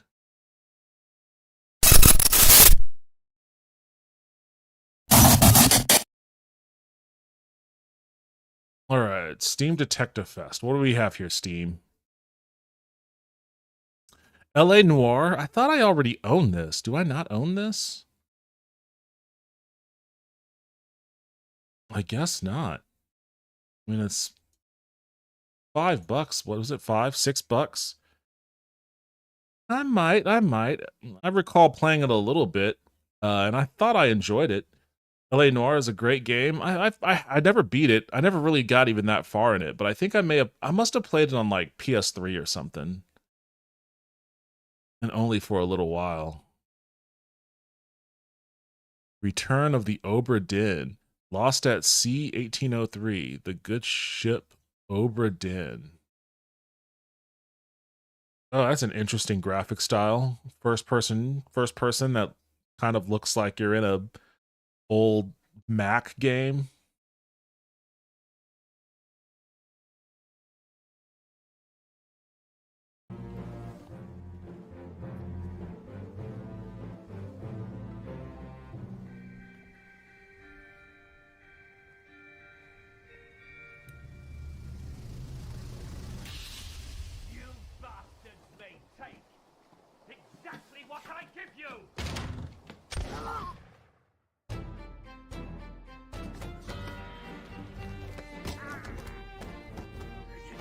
Come on before she kicks off.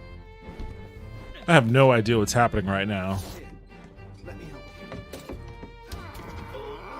What madness is this?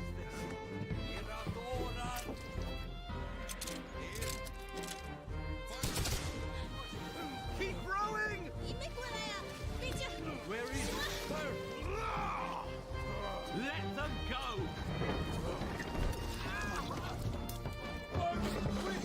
Okay, I can't quite tell what this game is supposed to be, but visually it looks interesting at least. Duck Detective. I'm in. Wait, why won't it let me?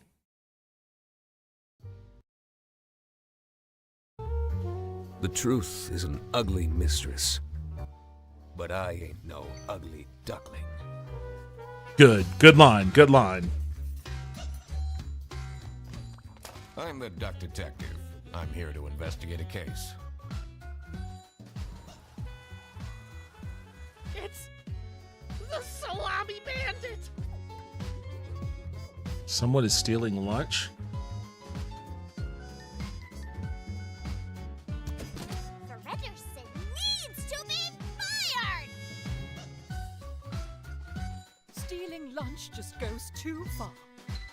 At least this job should bring in a bit of cash.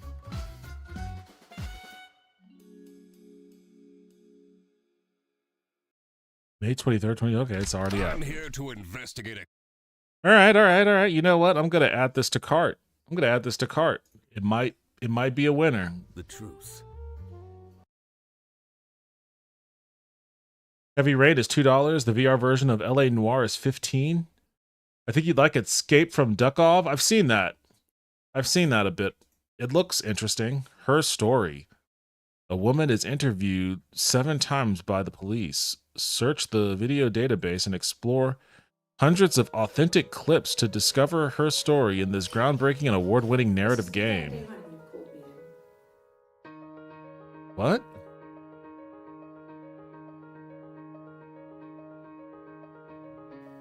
Hurt someone.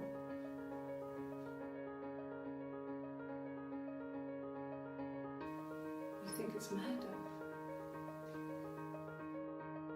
Search the database.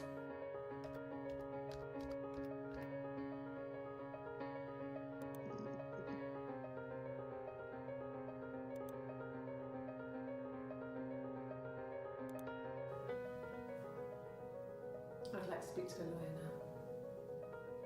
Please. You have no murder weapon. You have nothing. And all these stories we've been telling each other,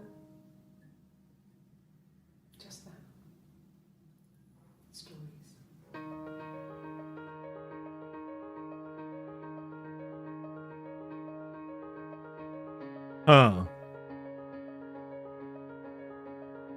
A video game about a woman talking to the police. Well, they could have spruced it up. They could have spruced up their definition a little bit.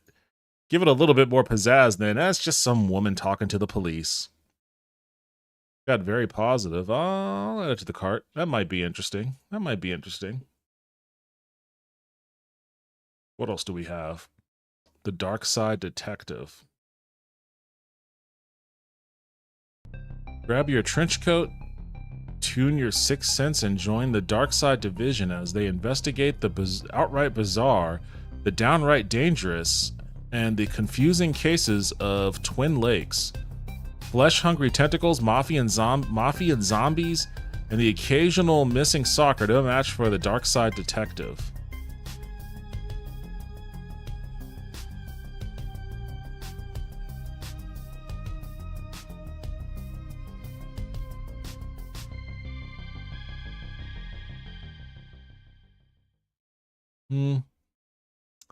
Crimes and Punishment. Sherlock Holmes becomes the world's most celebrated detective of all time. Sherlock Holmes. Use your impressive talents as a detective to solve 6 thrilling, varied cases. This is my brother, Leighton. He's in a prison cell. They say he's killed 2 men. I left my work and decided to cut through off Moon Street. I saw 2 men. They were both lying flat in the middle of the street. And then, Mr. Rhodes, something strange happened. I was blinded by a flash, and then I was caught by the police. The 2 men here, both shot. We've got the murderer, the weapon, and the statements. I saw no word about that man, the murderer.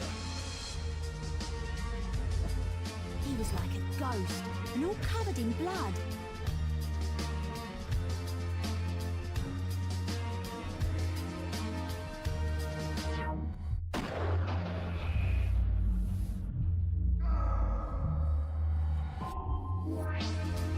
So Sherlock Holmes has like ESP powers.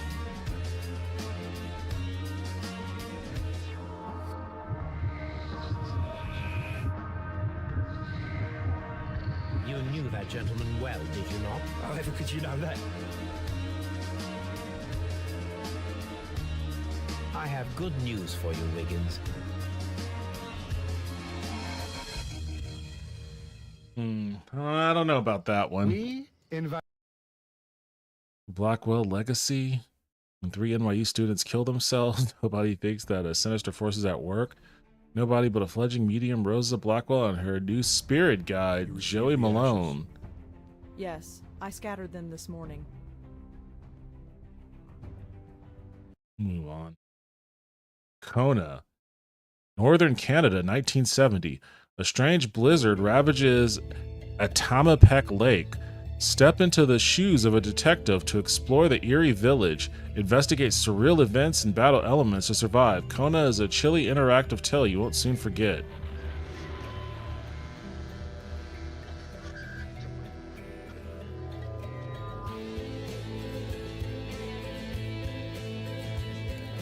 Discover a perishing region and fend off the wilds. Figure out what happened here.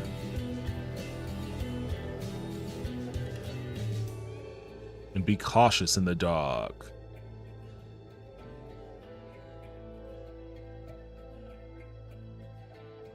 It's 90% off. $1.49. I'll add it to the cart. Kathy Rain, the detective is born. Set in the 90s, Kathy Rain tells the story of a strong-willed journalism major. I never thought I'd Comes to return terms with her this troubled place. past. She investigates the mysterious death of her recently deceased grandfather. Of great integrity, a pillar of the community, and a decorated war hero. His name was Joseph Irving Rain. Kathy, bless my soul. Look at you all grown up. Oh, how I wish Joseph could see you now, finally coming home. Let's Nah. hope he can. Aviary attorney? What the fuck? The hottest bird lawyering game to come out of the 1840s France. Join JJ Falcon and his witty apprentice Sparrow's son as the two take on clients, interview witnesses, collect evidence, and deliver justice to the guilty. Aviary attorney.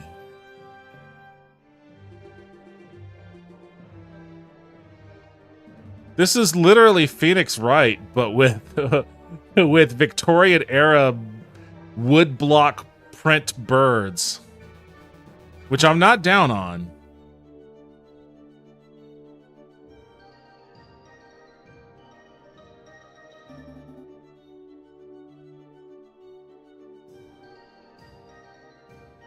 Even has the little sidekick. It's literally Phoenix Wright. Does it play out like Phoenix Wright? Explore 19th century Paris.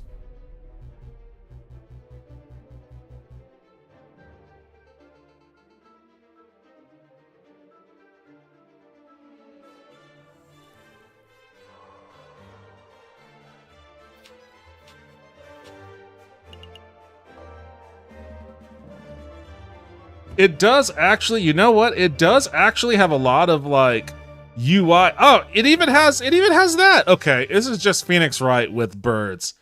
This is just Phoenix Wright with birds. Add to cart.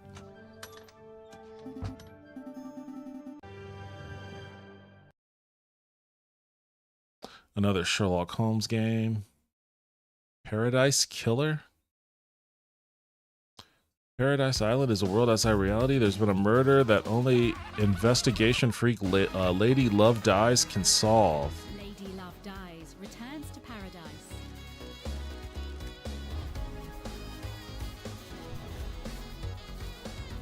This is a restricted area. Step back.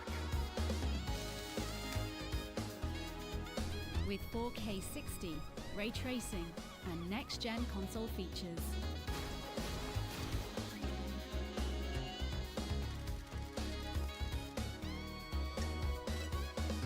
Island 24 has new secrets to find.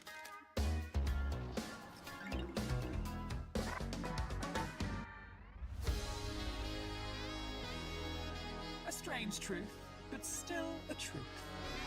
Investigation.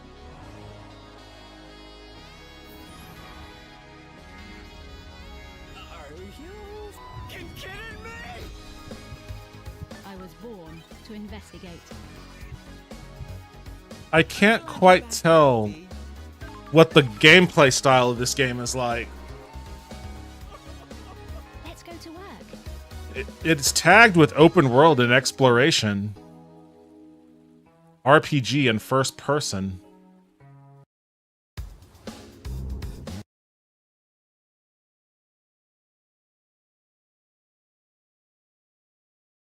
So you walk around in an open world environment, but then when you communicate with everybody, it turns into these 2D slides.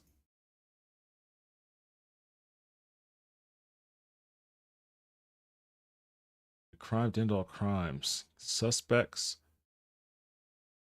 Wait, what? What's me? Demonic possession, victim's blood and stomach, murder weapon. Okay. This could be interesting. I'll add to the cart. We'll see. We'll see. Hey everyone, yo, what's up, Arachnid? Welcome back to the stream. How you doing? It's kind of goofy. I actually did have a video I wanted you to react to. Not the whole video, just a few minutes of it. One section. What video?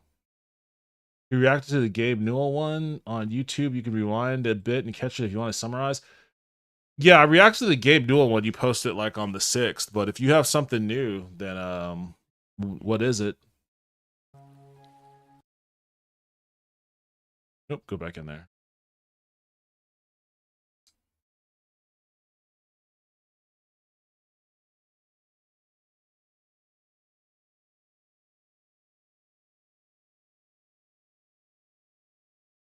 The Vanishing of Ethan Carter. Another open world one. First person story driven mystery. Purchase this game to get both the original and the Unreal 4 remaster called The Vanishing of Ethan Carter Redux. That cannot be named. Ethan warned me about that. Warned me not to be fooled by what I saw here.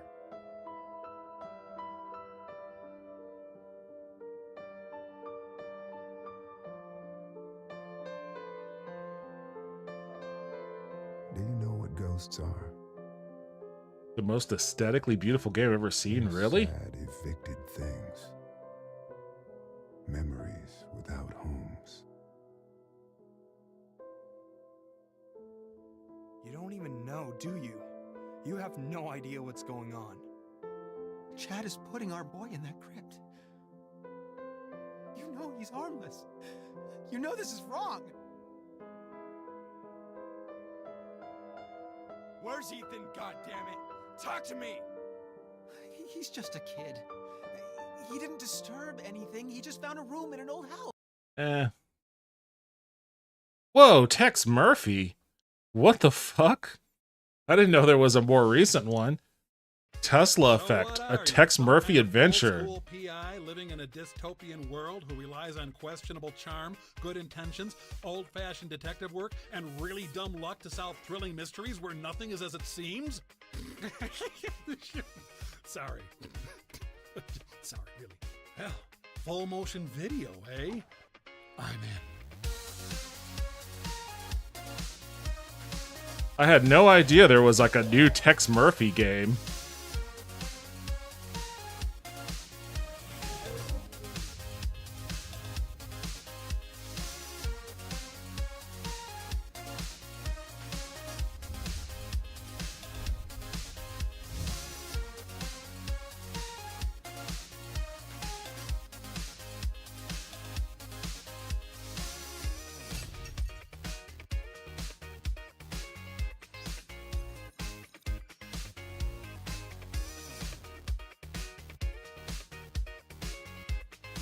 Hubba, hubba.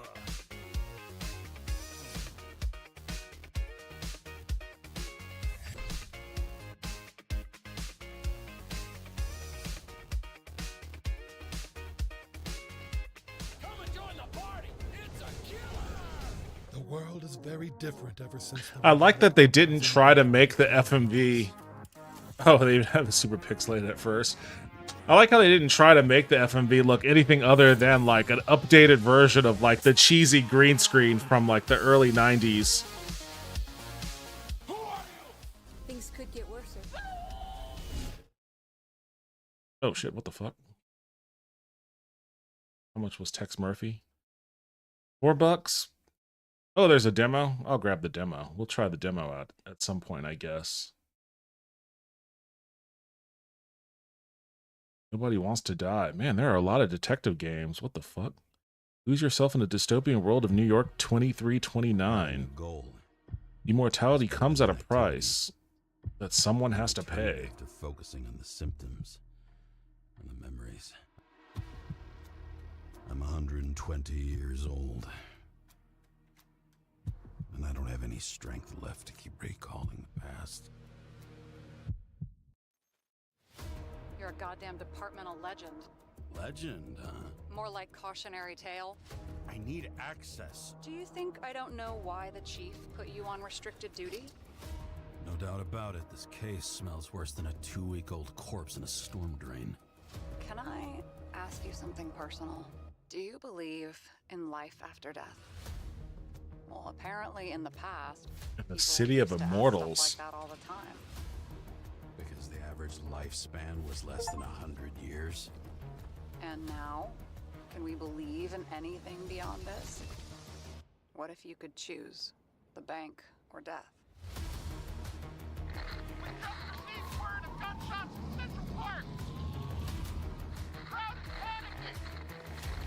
Sarah, you there?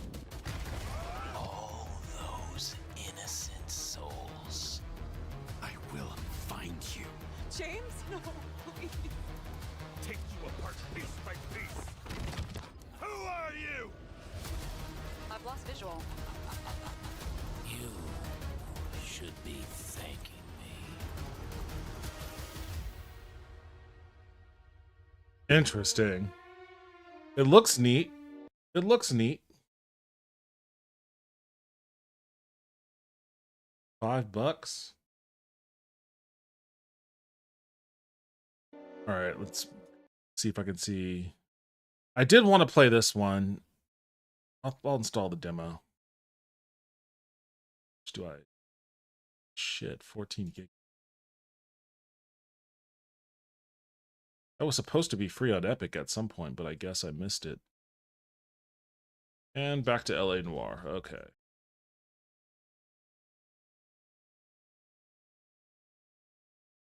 All right. Well, I've got 5 in the cart. Geez, all of these combined, just $25. I was gonna pick and choose which ones, but I might just grab them all. Let's see how I feel after Star Trek.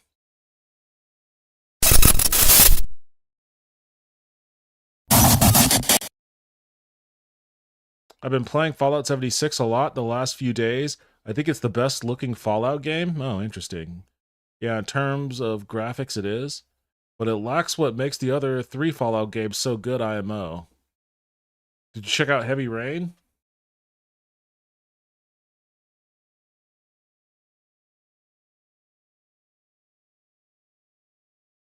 Oh, this is also a Quantic Dreams game?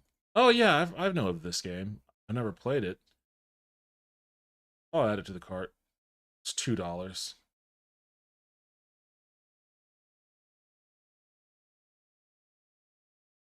All right. Let's see what happens when I try to boot up. Oh my god, what the fuck was that?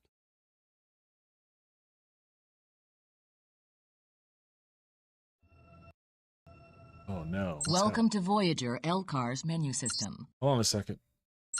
You're not gonna break if I do this, are you? You might break. Oh shit, what the fuck?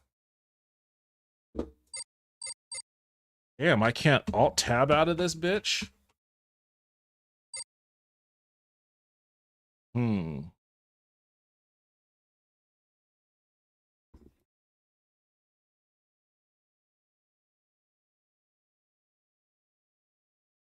Go. Have to use some trickery there.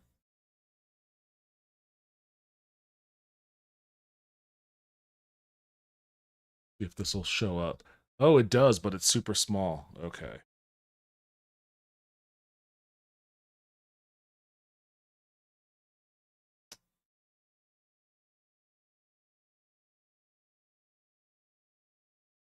Oh, there's not really going to be a good resolution for this, is it?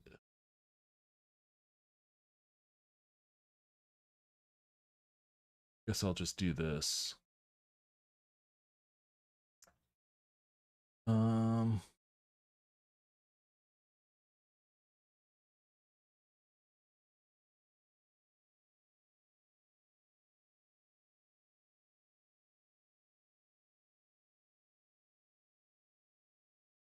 Turn that off.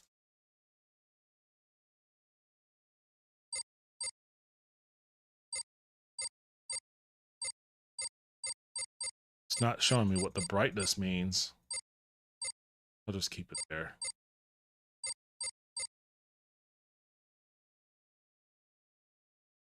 Welcome to Voyager Elcar's menu system. Hey, what happened? Oh, there we go. New game. Normal. Female, male. Star Trek is like, there are only 2 genders. Okay, anti-woke Star Trek. Stick with being male, I guess. On Stardate 48315.6, the USS Voyager was transported beyond our control, 70,000 light-years across the galaxy to the Delta Quadrant. There, without aid from Starfleet, we began our 70-year journey home. In our numerous encounters, we came into contact with many dangerous and violent species. Having a limited crew with no chance of reinforcements, we determined that we needed a specialized team to handle the more dangerous situations. Tuvok, Voyager's chief of security, assembled an elite force of security personnel named the Hazard Team. Ensign Monroe is second in command of this uniquely trained team. Equipped with 7 of 9's experimental anti-Borg weapon, the Infinity Modulator, the Hazard Team has beamed to a Borg cube on a dangerous mission. However, the team was quickly overwhelmed, and the iMod is now in the hands of the Borg.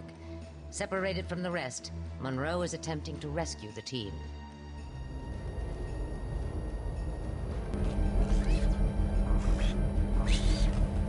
Oh man, look at those early 2000 visuals.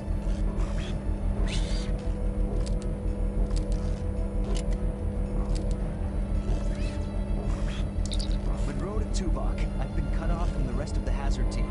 I don't know where they are. Mr. Monroe, we have isolated your team members' life signs. They appear to be trapped in the tertiary power modulation chamber. Rescue them at any cost. Acknowledged. Tertiary what?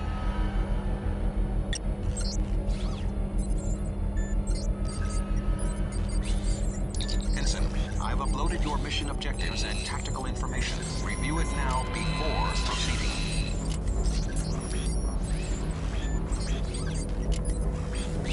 Guessing. Okay, I can't get there.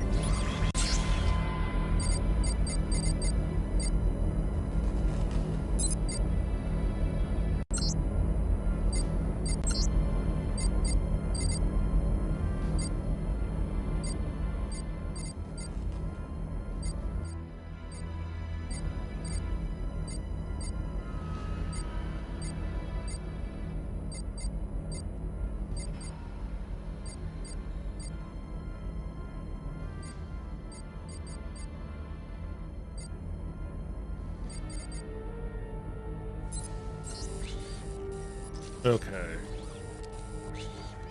Oh, he opened the door? No, he just walked through it. No, he was... What am I supposed to do again? Rescue team, claiming tactical information. Shooting and destroying Borg distribution nodes will deactivate green force fields and also Borg enemies nearby.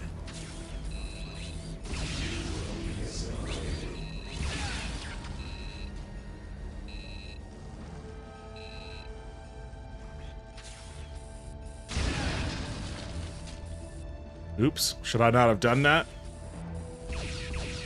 Wait, how do I? Why is every button fire? What the fuck? Oh shit.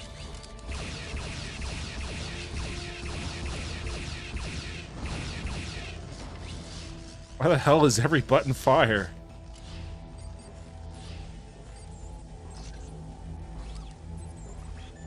Never mind me, I'm not up to anything. Oh wait, I gotta destroy this thing anyways.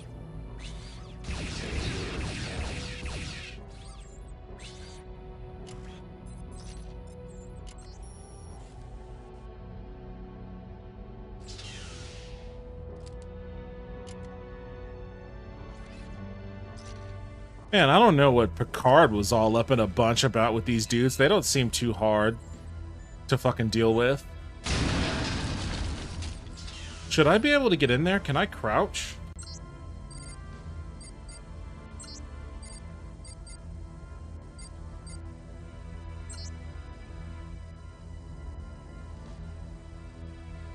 C.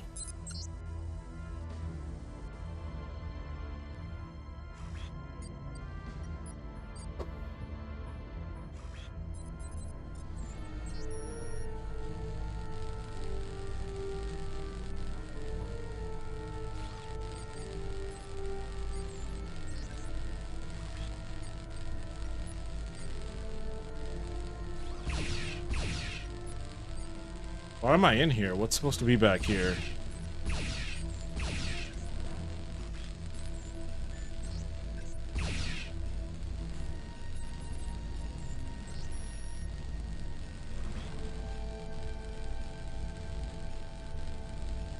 Can I not? Am I stuck here? Can I not leave? What's going on? Oh, I gotta crouch in here. Okay.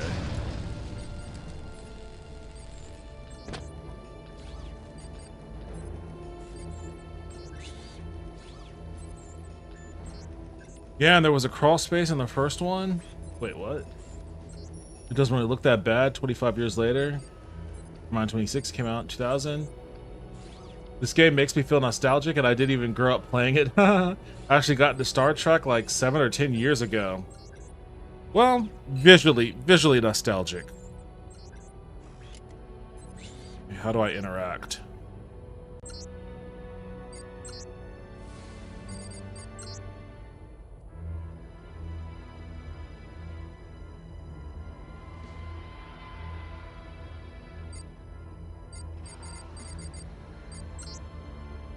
Space.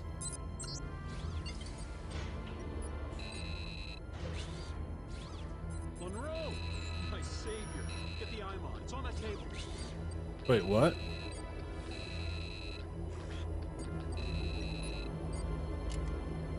How do I get it? We gotta kill this guy first?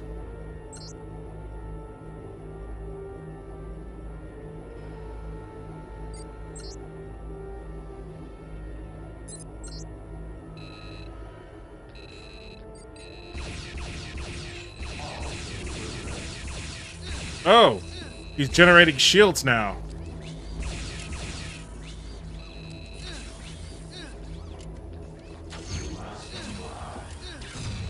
Gotcha.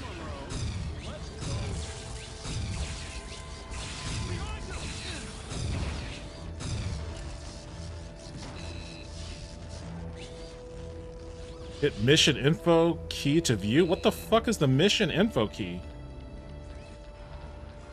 They could have just said hit tab. Rescue your teammates, huh?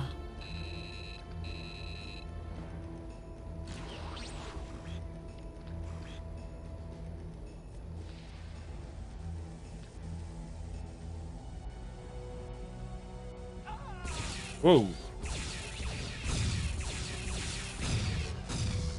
Thanks, Monroe. I'll get Odell back to the ship.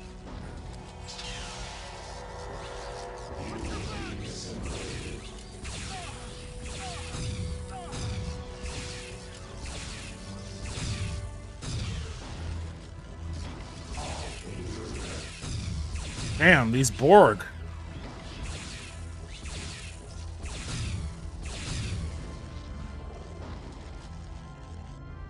Come on, homie, we got some peoples to save, I guess. Unless those were the people.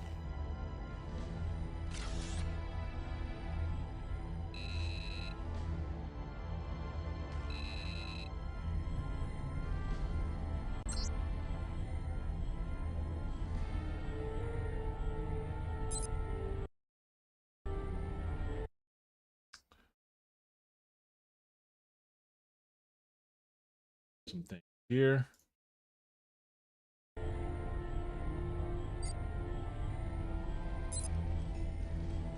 I got this off my abandonware back when it wasn't sold. I guess I'll buy it off GOG. Just seems fair since I played a lot of it.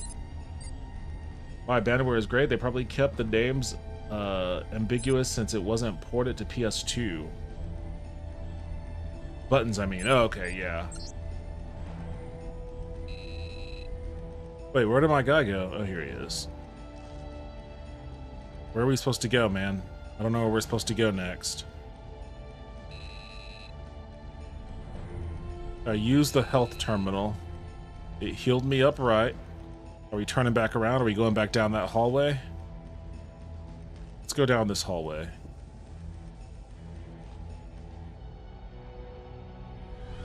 Oh.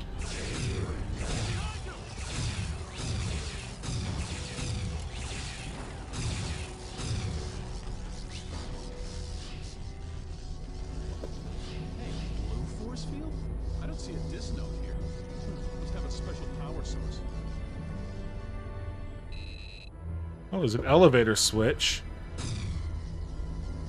Why don't we take the elevator? Don't. You're just gonna stay there. Alright, fine, fine. I'd come with you if I had an iMod, but let's say I stay here and hold down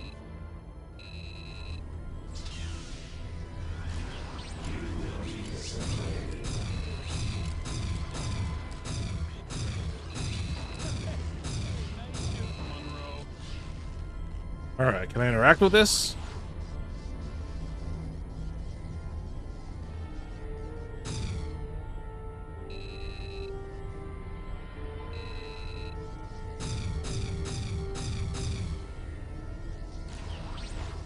Did I do something? I must have done something.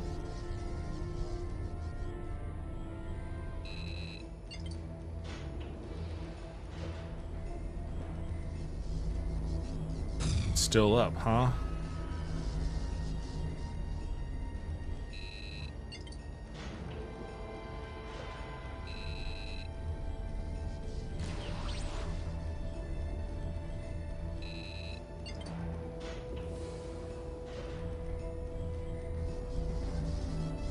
Alright, well, I don't know what that fucking button did then.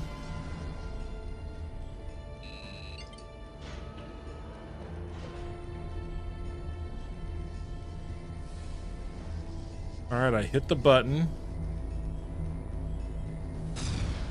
Oh, I could shoot these things off. Okay.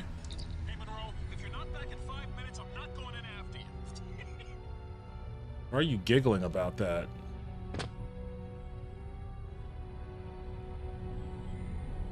Giggling about being an asshole. Is that my shadow?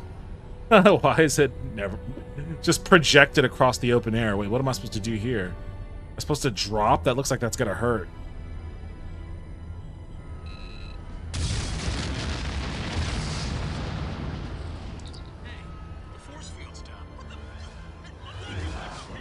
What the fuck? Why can't I crawl back the way I came? There we go.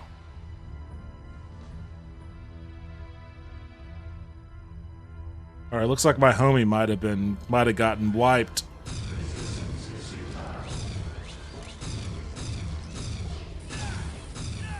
I don't get it. He knew that my gun can take care of these guys. Why did he not want to come with me and be protected by my gun? He thought he could hold the fort down with his shitty weapon?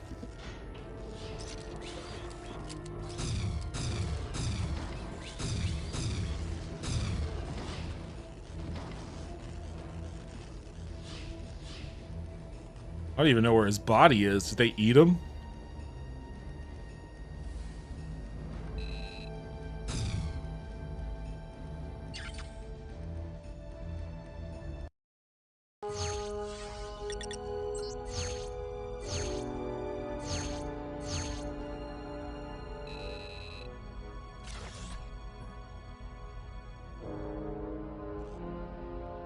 You might die here?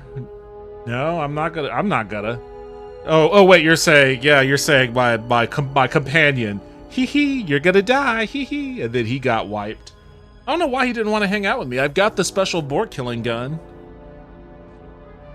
This game with current graphics would be pretty sick. They probably assimilated him. It's funny how it plays, because it plays the way that you would expect. Oh, this is how I get ammo. Okay, this is how I get ammo. It plays kind of like how you would expect a Star Trek first-person shooter to play. It's not like frantic or hyperkinetic at all.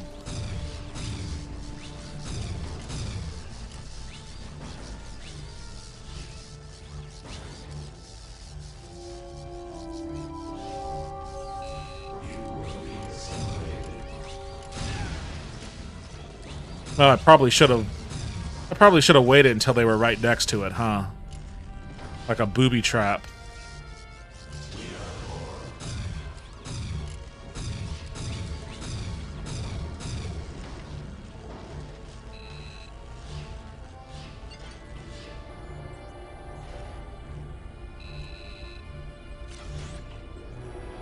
Whoa, whoa, whoa, whoa.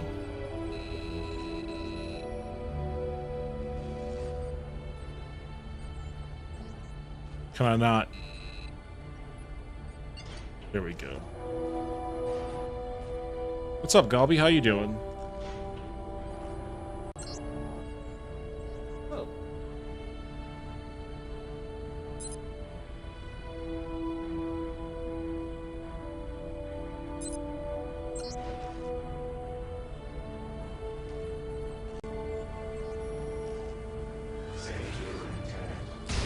Oh shit, what the fuck? Whoa. Hey, you scared me a little bit.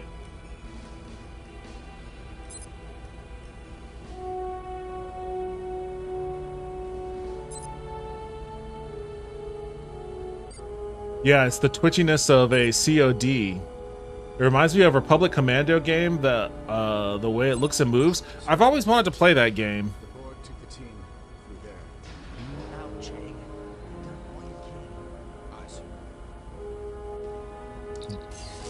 Borg took the team. What?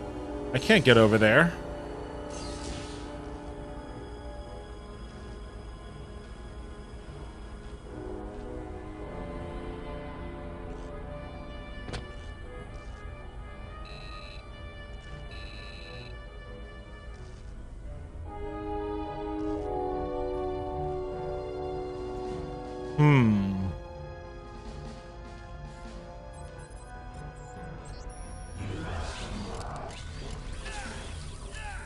The hell is hurting me? Oh, you, what the fuck? Where did you come from? That jerk.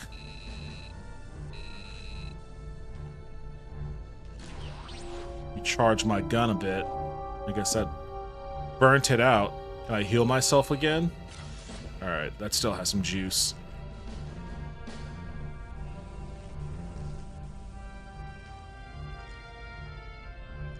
You know what? Forgot. Now that I'm playing again, now that I'm playing this game, I'm gonna turn Galbi on. In Fallout 76, I couldn't figure out how to get the fusion cores for my power armor, then watched a guy took over a power plant, then manufactured 30 of them, lol. Republic Commando is a classic for good reason if you don't mind dated graphics and controls, which obviously you don't. These controls don't. Honestly, these controls, I mean, it's a mouse and keyboard FPS, so there's only so dated these can feel. The dude Vince said, I feel like Republic Commando is another one I played on GameCube. In my full charge.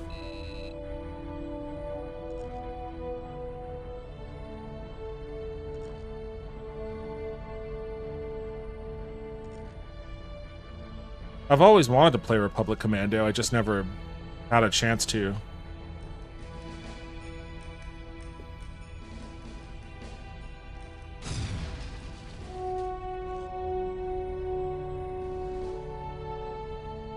The dude Vince said, never mind, it was Xbox.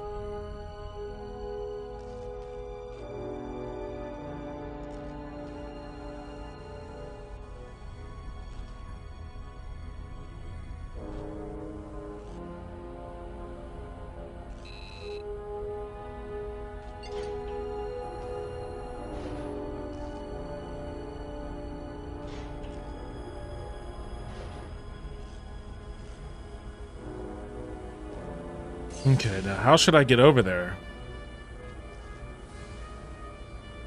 Oh, I gotta, wait, do I gotta, no way.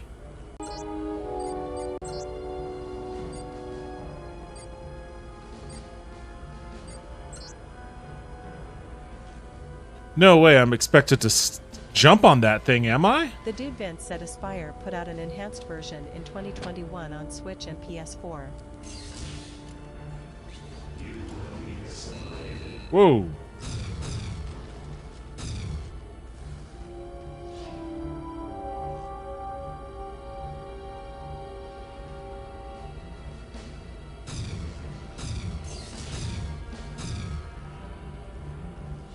No, I guess it doesn't go up high enough for me to squeeze up on that platform.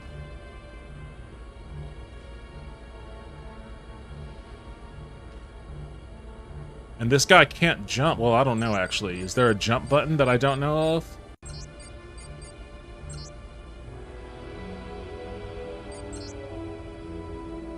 Slash or X? What the fuck? Nope, I'm not getting up that way. The dude Vince oh, this one. Oh, this side, this side, this side. Aspire, that's another company I used to work at. They put out an enhanced version. Oh, what the fuck? They put out an enhanced version of... Oh, shit. Republic Commando? That's kind of neat. The dude Vince said Republic Commando. The dude Vince said yeah.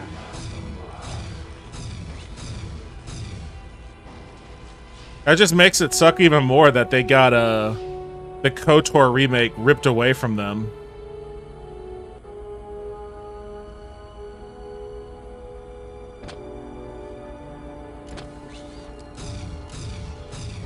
They were steeped in the Star Wars universe. The dude Vince said, I don't think the Steam version is the updated version though.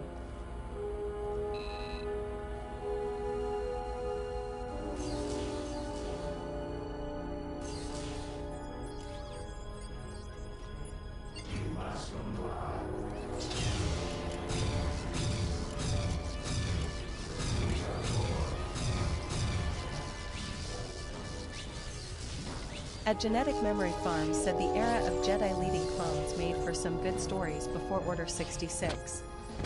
Again, I highly recommend the Genndy Tartakovsky's Clone Wars animated movies. So good. Might even be the best Star Wars.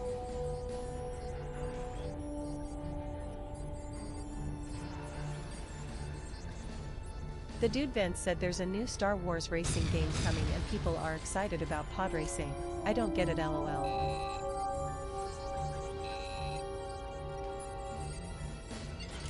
People like pod racing.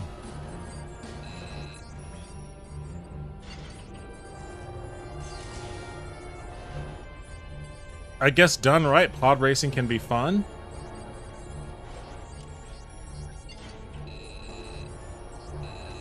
What am I in here for?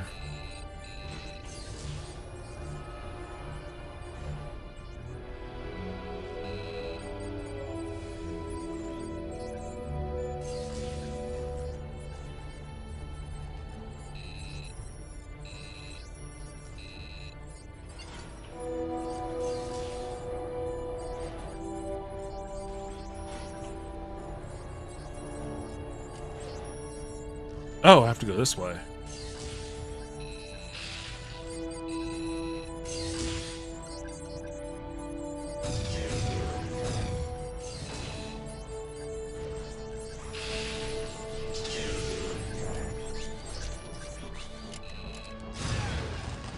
Oh, that got me a little bit too.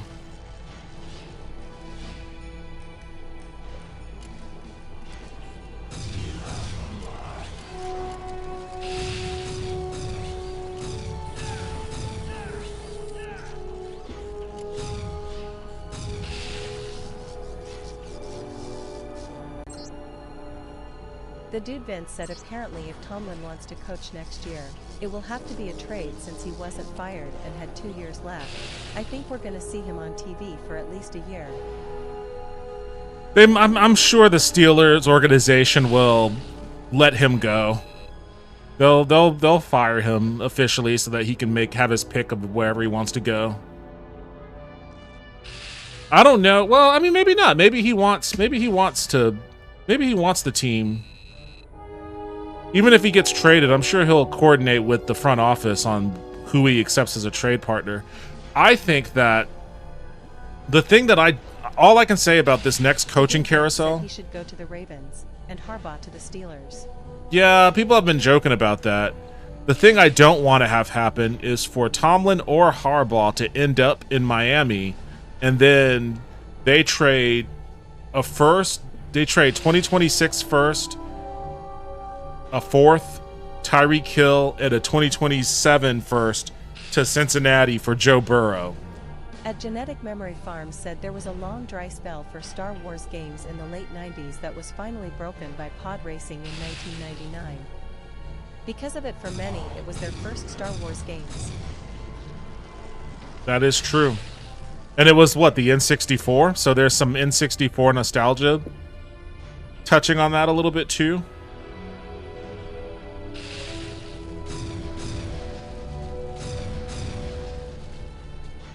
I don't even know what these things are.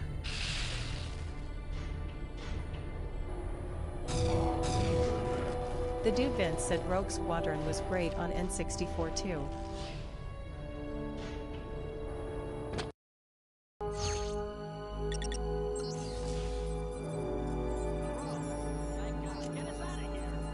Monroe to Voyager. I've located the hazard team. They're trapped behind some sort of force field. Acknowledged, Ensign. The Dude Vince said in Shadows of the Empire, my favorite Star Wars game.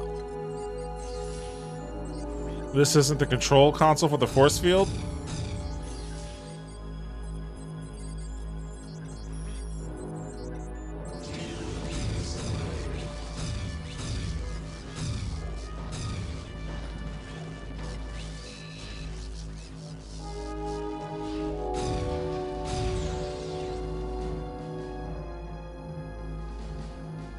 At Genetic Memory Farms said both excellent points for Star Wars games. Hey, be careful. It's not working. I don't have time for this.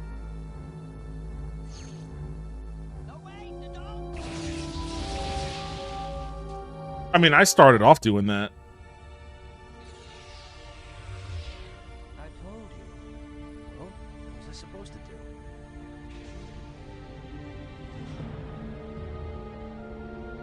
Oh, it was the holodeck all along. The dude Vince said, LOL, of course it was a test. All right, hazard team, report to debriefing. Nice going, Monroe.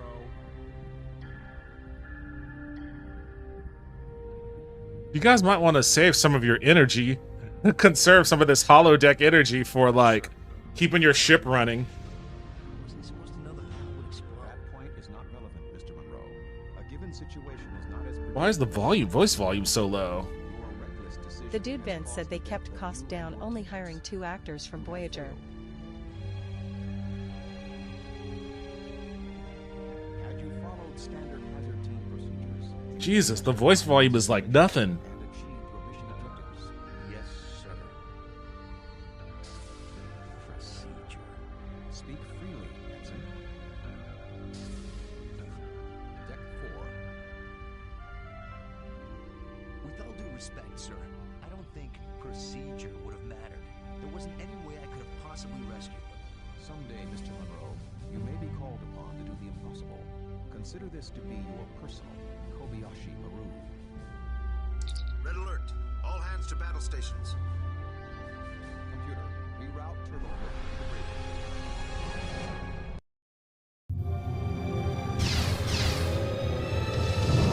The dude Vince said NDM, there's Chakotay. Jesus, why Maniacal is the... Toaster said God the music is on point. Oh my god, where's my lighter?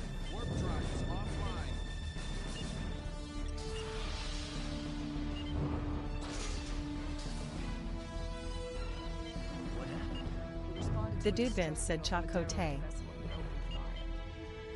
they don't respond to hails. Maybe we need to send a clearer message. Target their weapon systems and disable. Firing phasers. Direct hit. Phasers had no discernible effect. Can you guys read the subtitles? Rerouting auxiliary power to machine.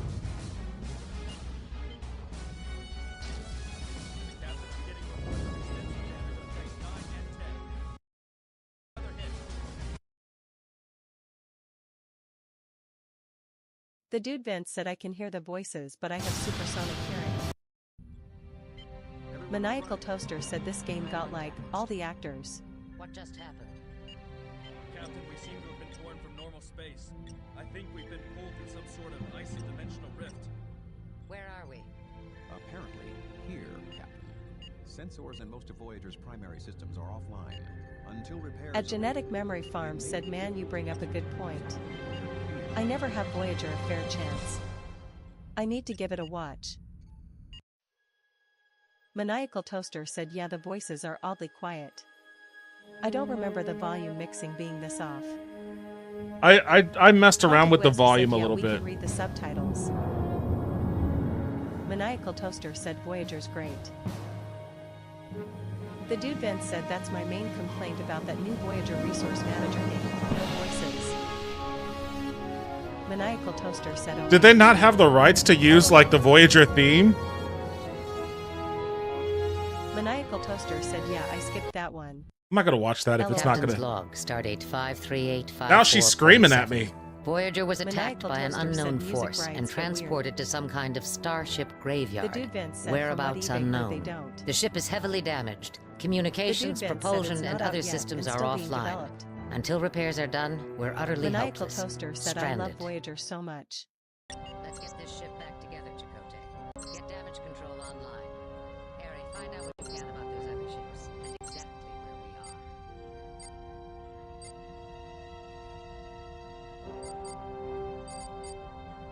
are. Okay. I guess maybe...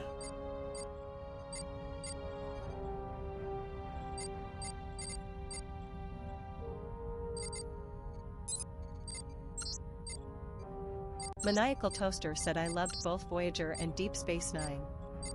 I love Deep Space Nine cause it's an incredible story with a great deconstruction on the Federation and these government systems, and I love Voyager because it's batshit fucking insane.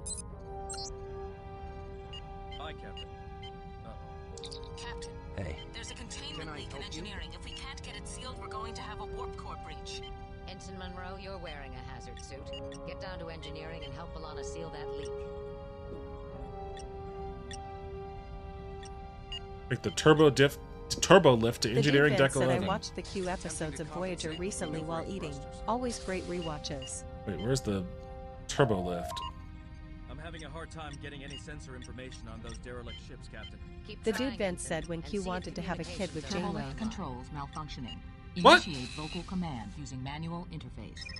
Deck 11, engineering.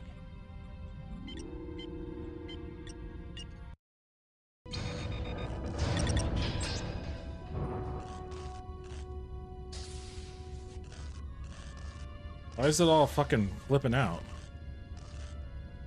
Sir, Hey. here's the damage control Sorry, progress I don't for the have time aft for side of the chit-chat. deck. Good. Who's fixing the data shunt here? Showers and Chell, sir. Good. And Renner's on the Jeffries tubes. Hey. Can I help Maniacal Toaster said also the Dominion Wars is one of the best TV events in my opinion. I'm not gonna spoil any of it in case no one saw it, but it's a whole space war that actually feels like a war, with the resources and lack thereof actually playing a key role. What the hell is going on? Damn, dude, you okay? You're working? This is you working? Oh, you're struggling? Oh my god, what happened? Did I just die in an explosion? What the fuck? Okay, I guess I shouldn't. Genetic Memory Farm said DS9 and Next Gen were my favorites, but I have to give Voyager and Quantum Leap Trek another try. The most recent series is okay, but I prefer to binge instead of wait for episodes. Maniacal Toaster said he said to hit the panel. Maniacal Toaster said this is a neat part, you can save people. I hit the panel. Damn, he got vaporized. What the fuck? I hit the panel. Oh shit! It was to save them? I'm gonna stay torched? You assholes! Maniacal Toaster said you closed it too fast. You assholes! Like, wait, what was I supposed? Wait, hold on. Oh, okay, it's on both sides. It's on both The sides. dude Vince said Enterprise was underrated. Oops. They went off the rails trying to make an allegory for 9/11. Maniacal Toaster said you closed it before the other guy could get. Oh, I didn't realize. I realized that now. I wonder if there's a way I could redo The that. dude Vince said then season 4 got it back on track, but was cancelled. No, Season that's still in the 5 would have been board. the Romulan War. Damn, I didn't mean Maniacal to. Toaster said yeah, Enterprise lost me with that part. LOL. Maniacal Toaster said wait what? Oh god damn it.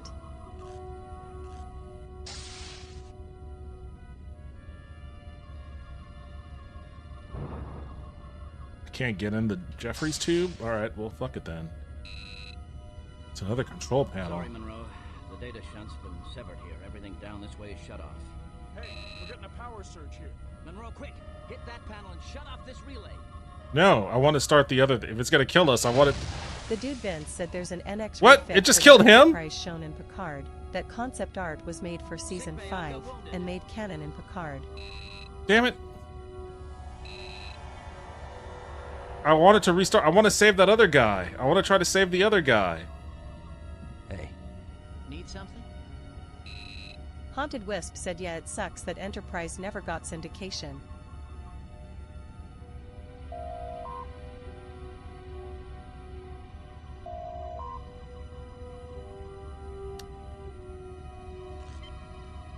I guess I gotta go and try to worm my way into this Jeffries tube. It wouldn't let me in though. The fuck? How did that not kill me? Maniacal Toaster said if you want to try to save the dead guy, you gotta reload a save. Yeah, I know, but my last save Maniacal was Toaster too far said try away. crouch jumping. My last save was a little bit too far The dude back. Vince said it sucks that it and Voyager were the flagships for UPN, and UPN was an awful network that wasn't available everywhere.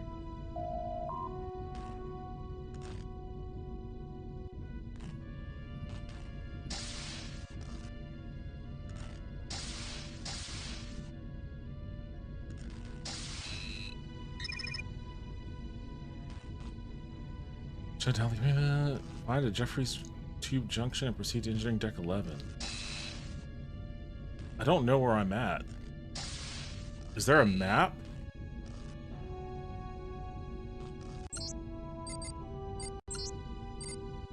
The dude Vince said TNG was sold directly to syndication, along with DS9, so it helped the show's reach.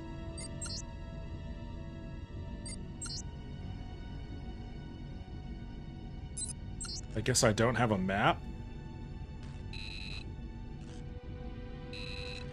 I guess I'm on force field deactivate.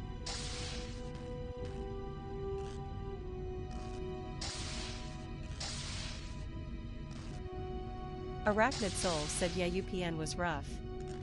Just random stuff. It was the WB at some point as well.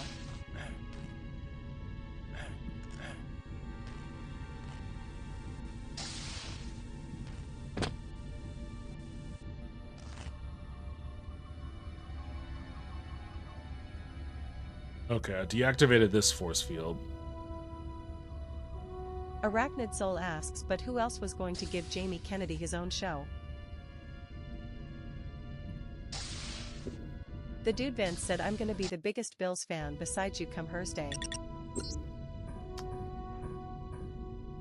Kind of worried about this game. The dude Vince said Saturday. Here, what did you... Why can't I continue to go down?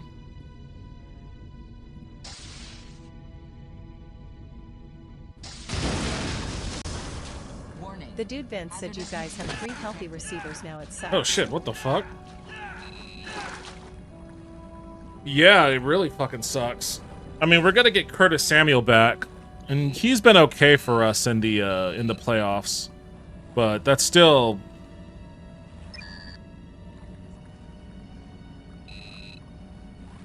Wait, what? That's still no substitute for, like...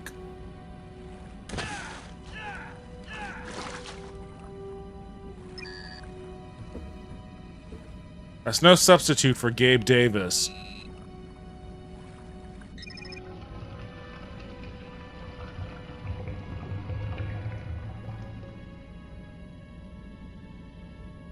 But you know, we could still make it work. I need that Bills Bears Super Bowl so we can have that rivalry in chat. LOL. We could still make it work because we've got Brandon Cooks. We still have Khalil Shakir. We have Dalton Kincaid. We have Dawson Knox. We'd probably end up with an offensive game plan that relies more on 2 tight end sets.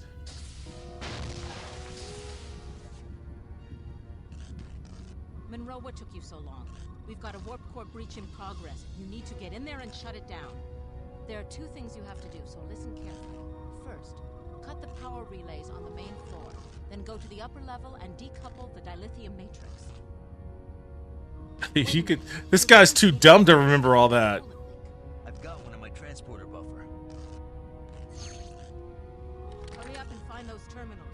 There isn't much time before we lose containment and have to reject the core. He just started walking away before he's like, "Whatever, bitch. I'ma do what I'ma do."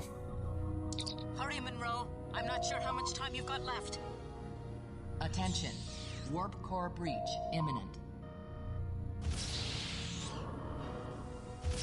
First, shut down the power relays on the main level. Fun fact: Torres here used to be married to Casey Biggs, who played Damar in D99. How the fuck do I shut down the power relays?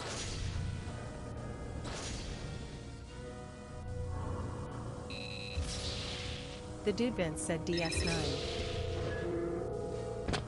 Attention. This lift has malfunctioned. How do I don't see any kind of...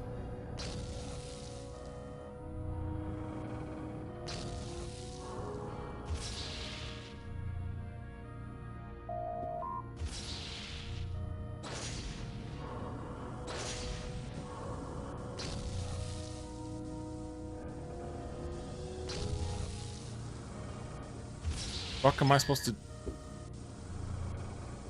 The dude Vince said when Damar Hamlin was drafted by the Bills, I tweeted him talking about that character from DS9. Yeah, he did not reply, LOL. Access Access denied. Monroe, I just remembered.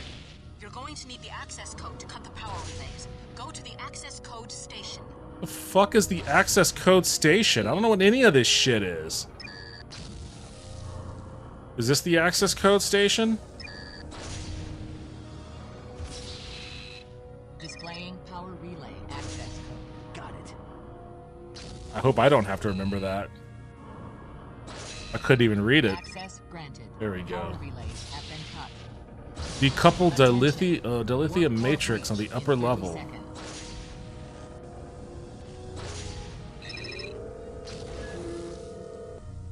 Attention. This lift has malfunctioned. How am I supposed to get to the fucking... 20. Oh. How do I decouple dilithium such and such? 10. Ah! 9. Ah! Dilithium matrix decoupled. Whew. Warp core offline. I was getting dicey there for a second.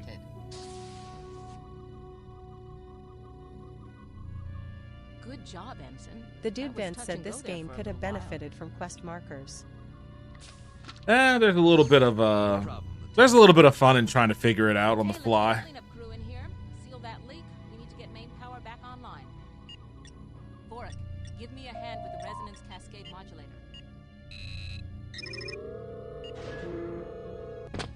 Attention. This lift has malfunctioned.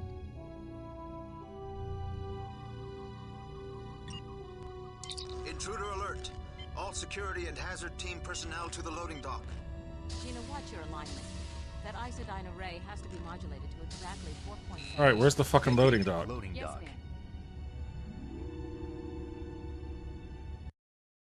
Do I have a gun? Here, Monroe, take this. Little phaser? If you need medical attention, just come back here. Hey, the holo doc. I like that guy. I think I do need medical attention. Haunted Wisp said Henry made himself useful. Just a moment.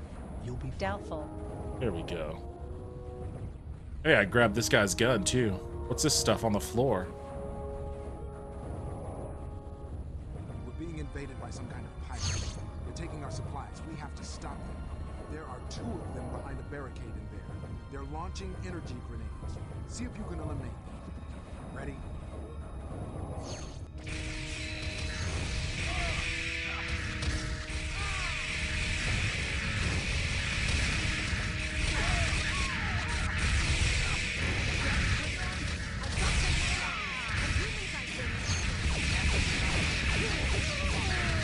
Oh shit!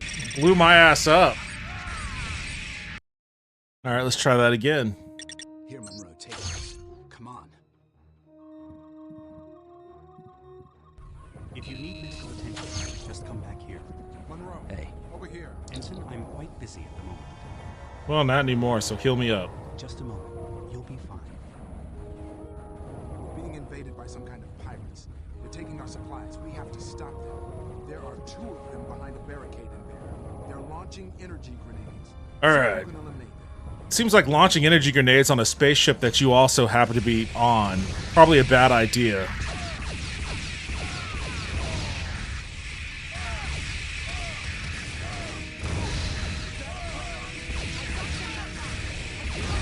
The graphics are so rudimentary, I can't really see what I'm looking at. It's just a blur of pixels.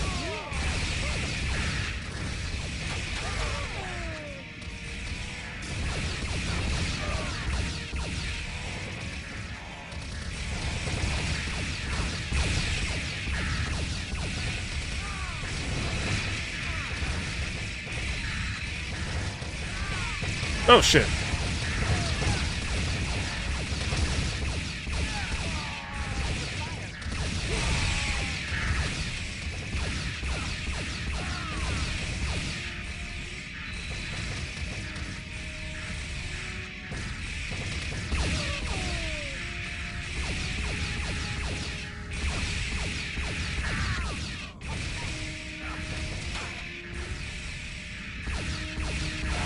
Oh, shit! Fuck, fuck, fuck, fuck! I didn't know they were gonna keep coming in! Ah! Get out of here, get out of here, get out of here, get out of here! Hey, Doc. I made a tactical error. Thank you very much.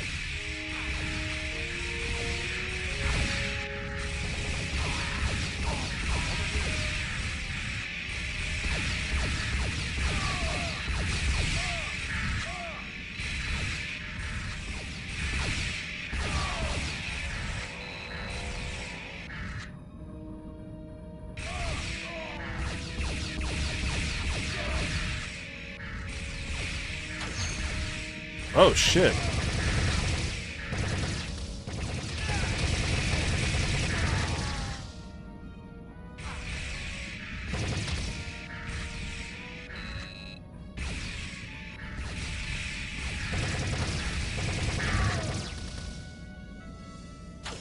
Tuvok to Foster. We're pinned down in Cargo Bay 1. We require your immediate assistance. Monroe, Tuvok needs help. Come with me. Alright. I don't need to.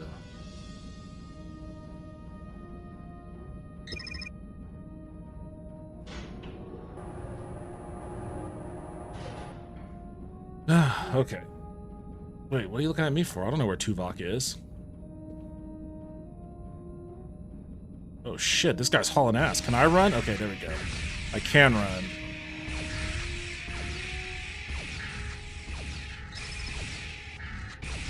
The dude van sent a link. Oh! Oh, that guy got blasted.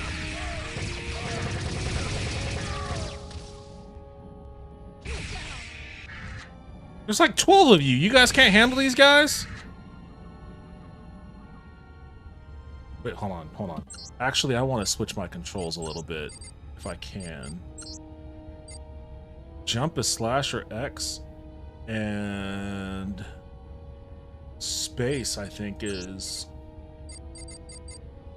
use.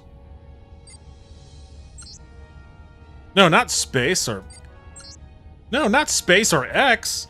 I just want it to be X. Oh, I have to backspace to clear. No. There we go. And then...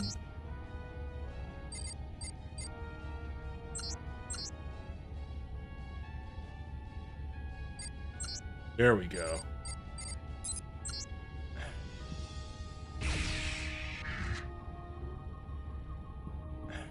Damn it! Didn't make it. Worthy effort. The dude van said sidestep was in the map.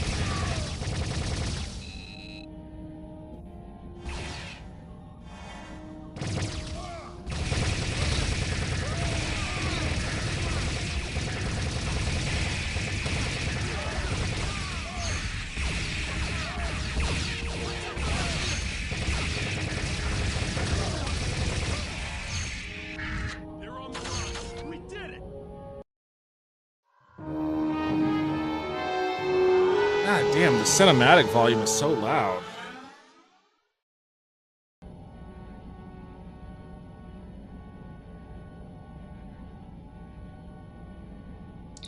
Tuvok to bridge. The intruders have been repelled. Well done. It seems our situation is worse than we thought, Tuvok. Report to the conference room. Acknowledged. Lieutenant Foster, have the team report to hazard operations.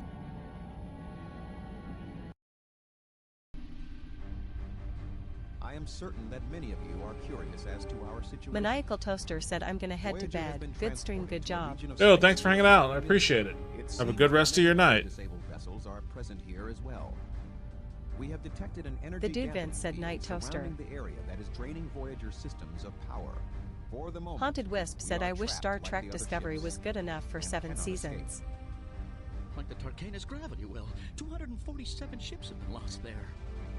Or the Bermuda Triangle. The dude vent said, I wish it was good enough for 5. Perhaps. The dude vent said, oh wait. Our primary weapons and propulsion systems Haunted are Wisp said, have a offline good at the one, moment. Toaster. The captain's current strategy is to find out as much as we can about our surroundings while we effect repairs. So, what's the deal with our unwelcome visitors? We do not have much information about them as of yet, Mr. Beesman. They appear to be scavengers of some sort, comprised of Klingons, humans, and Malons. With only short-range sensors operational. The dude vent said, we I have think been it unable to mainly locate only their went vessel 5 since cause it of departed. production cost. The dude vent said, the However, new we Academy have shows detected a premieres vessel tomorrow. nearby. While sensors indicate no life signs, we have detected a functioning power source on board. Our hope is that their computer systems are still operational and contain information about this area. The hazard team will transport onto this vessel and retrieve any files that are still intact. No life signs? Like a ghost ship. Yeah. Boom! While your superstitious beliefs are quite illogical, Mr. Chell, caution is recommended. Your team leader, Lieutenant Foster, will now brief you on your specific mission objectives. Lieutenant? All right. This is an information gathering mission. Minimal encounter probability. The hazard team will split up into 2 squads. Alpha Squad, my group, will beam into Control Room A. Ensign Monroe and Beta Squad will be transported to Control Room B. Oh, Monroe. They just called you a beta. It's like Monroe is obviously going to be in the Beta Squad. And return to Voyager. In the unlikely case of hostile encounters, the technicians should be protected at all costs. Haunted Wisp said it was objectively horrid, but I wanted more brain stuff. Sounds like a cakewalk. See the quartermaster, Oviedo, in the equipment. At Genetic Memory Farm said probably an unpopular opinion, but I love Lower Decks. Dismissed. Best Star Trek property.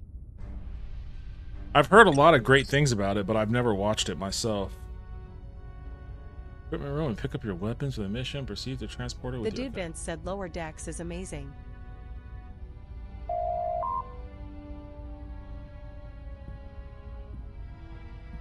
Excuse me? This door over here? The Dude Vince said, well, it's on the Plex if you ever want to.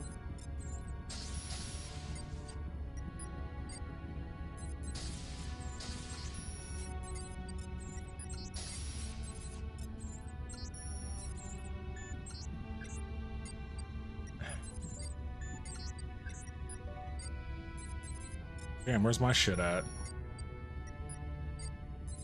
Wonder how long those scavengers have been here. I don't know. I'm surprised they managed to survive this long. I wonder where their ship is. Oh.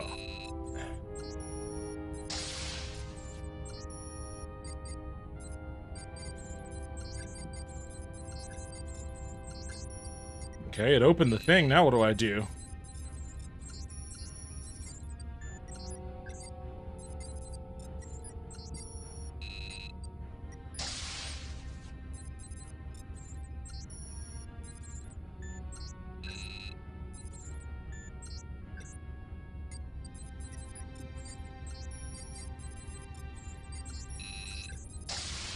Haunted Wisp said, really, dude? I only liked the first 2 shows of the first season, and I watched the full first season, but maybe I'll give it another go. The Dude Vince said Chow, the Balian, is one of the only members of Hazard Team to be an actual character from Voyager. Can I...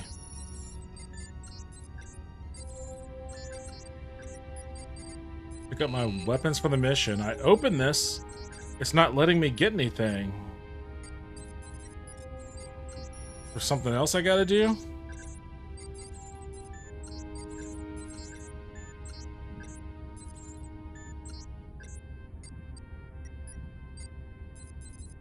The Dude Vince said Lower Decks? I loved it from start to finish.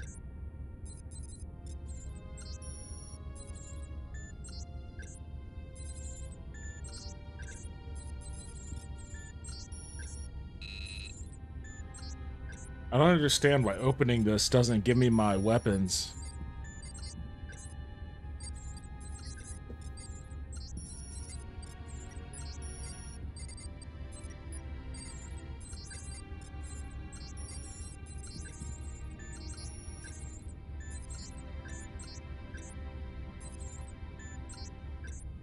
I'm guessing she's having the same problem.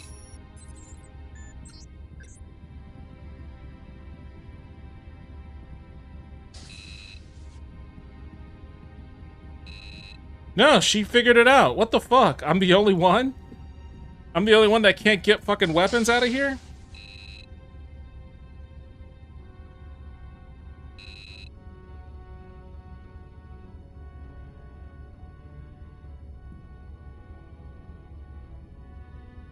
Jesus Christ, okay. Well, maybe I got him and I just don't know.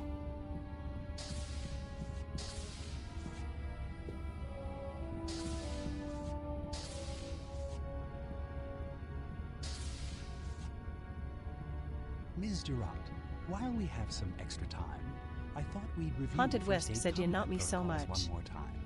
I loved the first 2 shows and couldn't get a laugh out of any more. I did go through extensive training and testing for this position. Of course. Well, let me know if you develop any nervousness or pre-mission jitters. Don't worry, Doctor. Haunted Wisp said any more shows. Doctor, you don't appear to be injured. I only have 60. What? I'm very injured. Hey. Seriously, Ensign. I'm beginning to think you're a hypochondriac. Dude, I just went through like a crazy firefight with a bunch of Cleons and I only have 62 hit points left.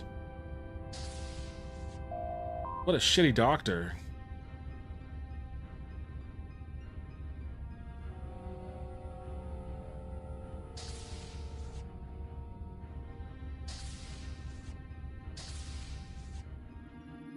Energize.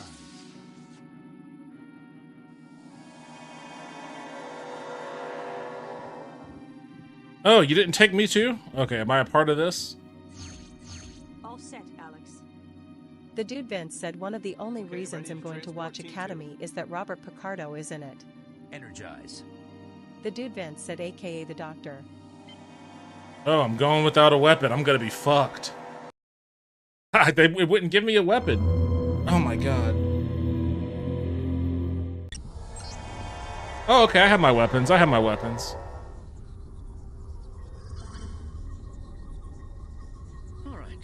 let's see if any of these consoles are working. Look at this. I've never seen such a ship. It's almost like it's alive. I think I found the data terminal. Just give me a minute to start the download. It's hot in here. Really? I kinda like it. You would. You're a Bolian. I wonder what those are. They look like fireflies. Foster to Monroe. We've tapped into a data terminal here and started the download. Chell found one here too. He's accessing it now. Ambush! Get everywhere! What are these things? What's going on over there? Just start downloading. Okay, I've got it. Starting download.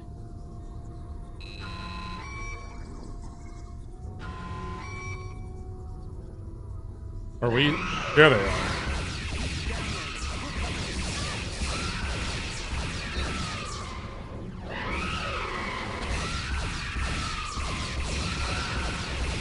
God, these are like cliff riders from Morrowind.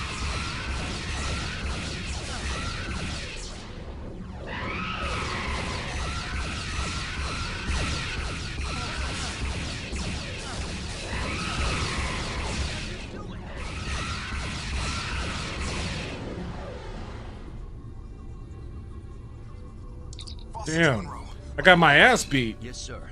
They just stopped attacking a moment ago. Same thing here. I got all I could from the data terminal. Let's get out of here. There's a slight problem there. Whatever alarm went off must have raised this thing's shields. We can't contact Voyager and we can't beam out. We need to regroup. We've done some scans and it looks like there's a junction point in Section 29. I see it. We'll meet up there and figure out how to take these shields down. Good luck. Foster out. Section 29 is through that door over there. Great. How do we get up there? This way.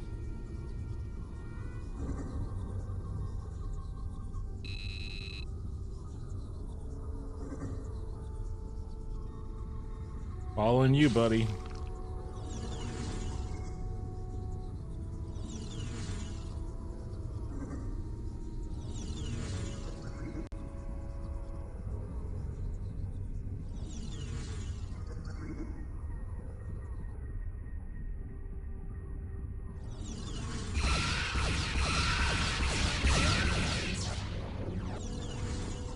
Well, they know we're here now.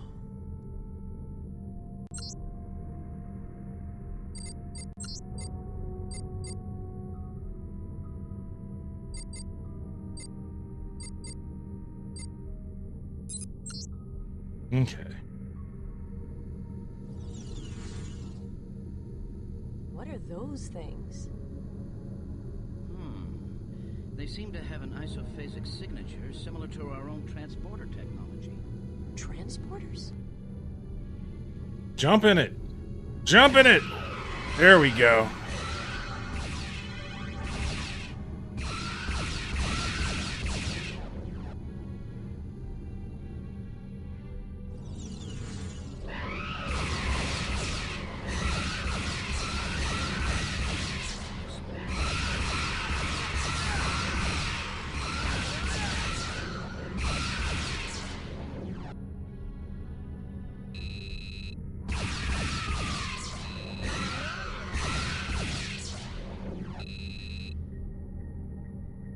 Ammunition crystal. That must be for a different type of weapon.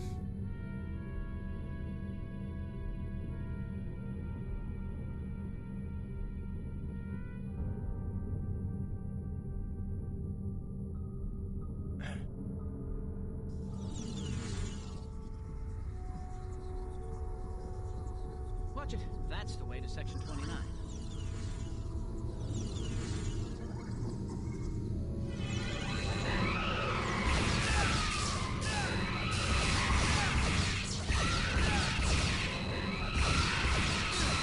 Oh, damn.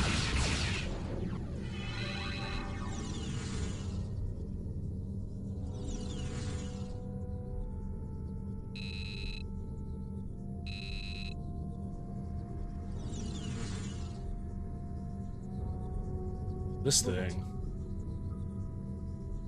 Locked. Where's the control panel? Oh, it's a ladder I can climb up.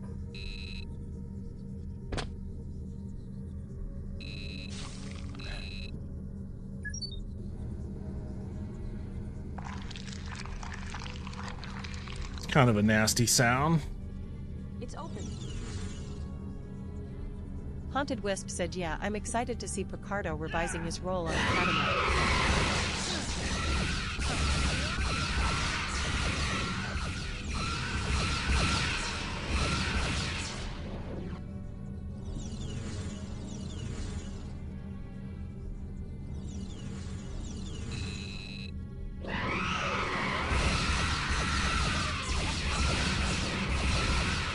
The dude then said, I just hope the show isn't too much like Trek Meets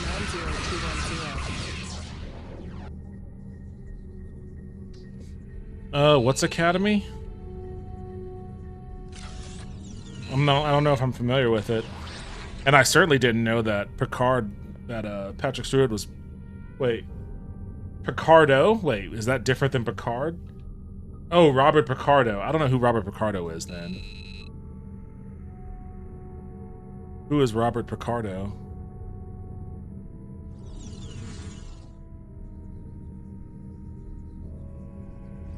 The dude Vince said he plays the Hollow Doctor. Oh, okay. Yeah. Oh, shit, what the fuck? Haunted Wisp said he's the Doctor from Voyager. That's cool, he's reprising his role then. It makes sense. It's a Hollow Doctor. They could exist anywhere. It's a program. Why wouldn't that program exist at the Academy?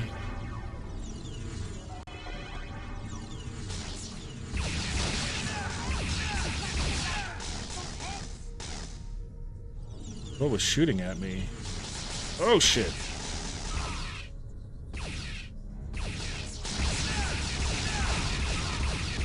The dude Vince said fan theory is it might be the backup program that was lost in an episode of Voyager that had to travel 700 years to get home. The dude Vince said, but I doubt they would do that.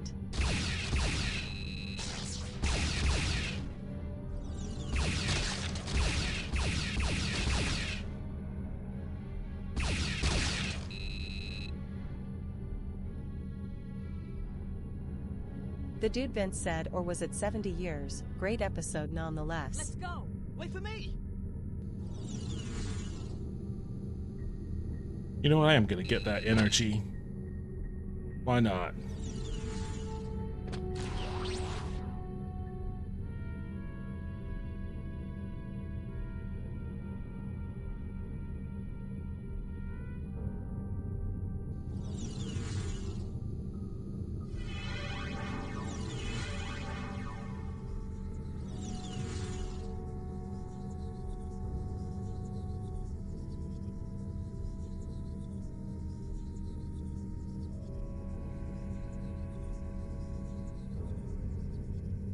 Where are they?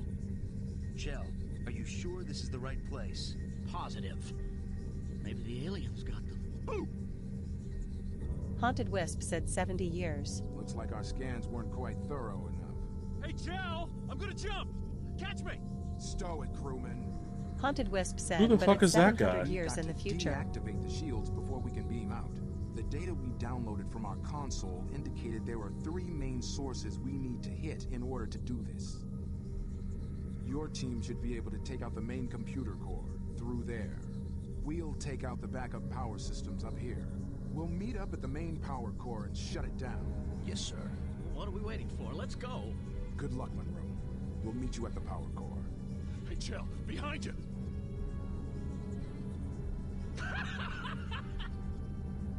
What is up with this dude? The dude Vince said right, that's what it was, when people thought that Voyager was a warship and he showed them evidence it wasn't.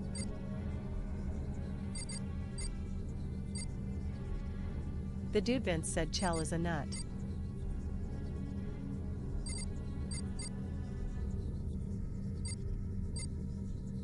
Okay. I think that's gonna be it for me tonight. Welcome to Voyager LCAR's menu system. Logging off LCAR's menu system. Was that an option for mods? I wonder what mods are on this game.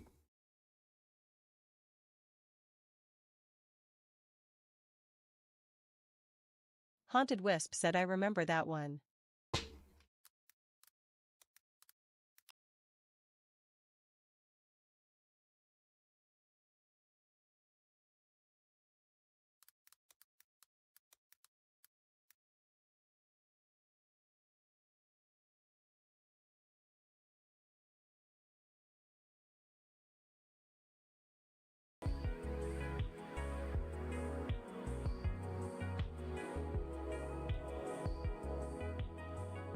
The dude Vince said guess I'll watch an episode of Voyager as I eat my ramen, lol.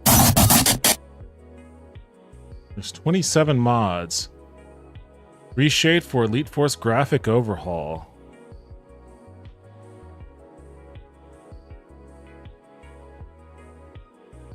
That's kind of neat looking.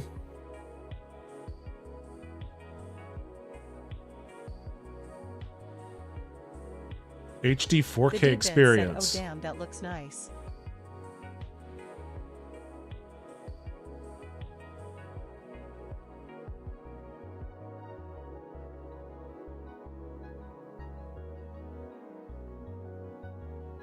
The other one looked better, honestly.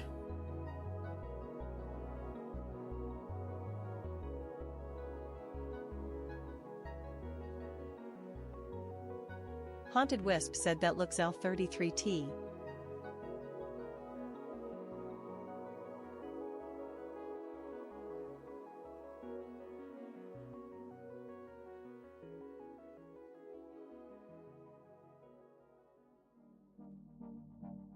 Battlestar, Bellerophon.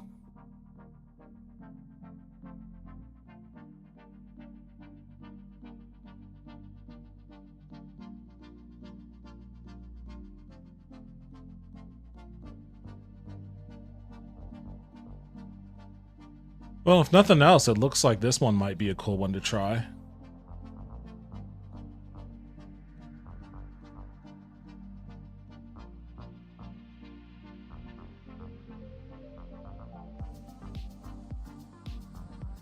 Graphics overhaul project and reshade. At Genetic Memory Farms asks, so you said you might get Justin and play some rifts. Any chance of getting a play cast with your group? At Genetic Memory Farms said be some good entertainment. I could ask. See if they would be interested in that. That would be interesting.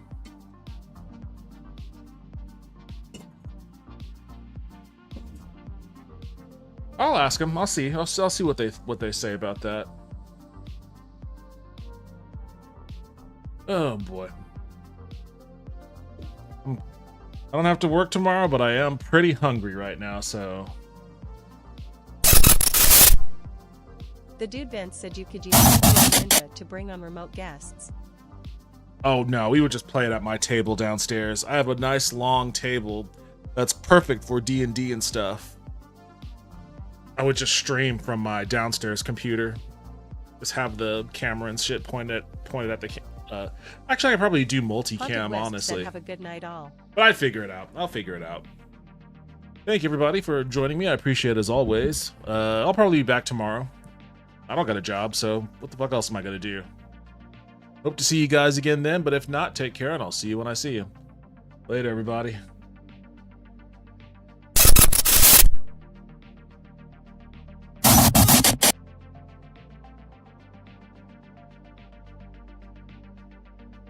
The dude Vince said night all.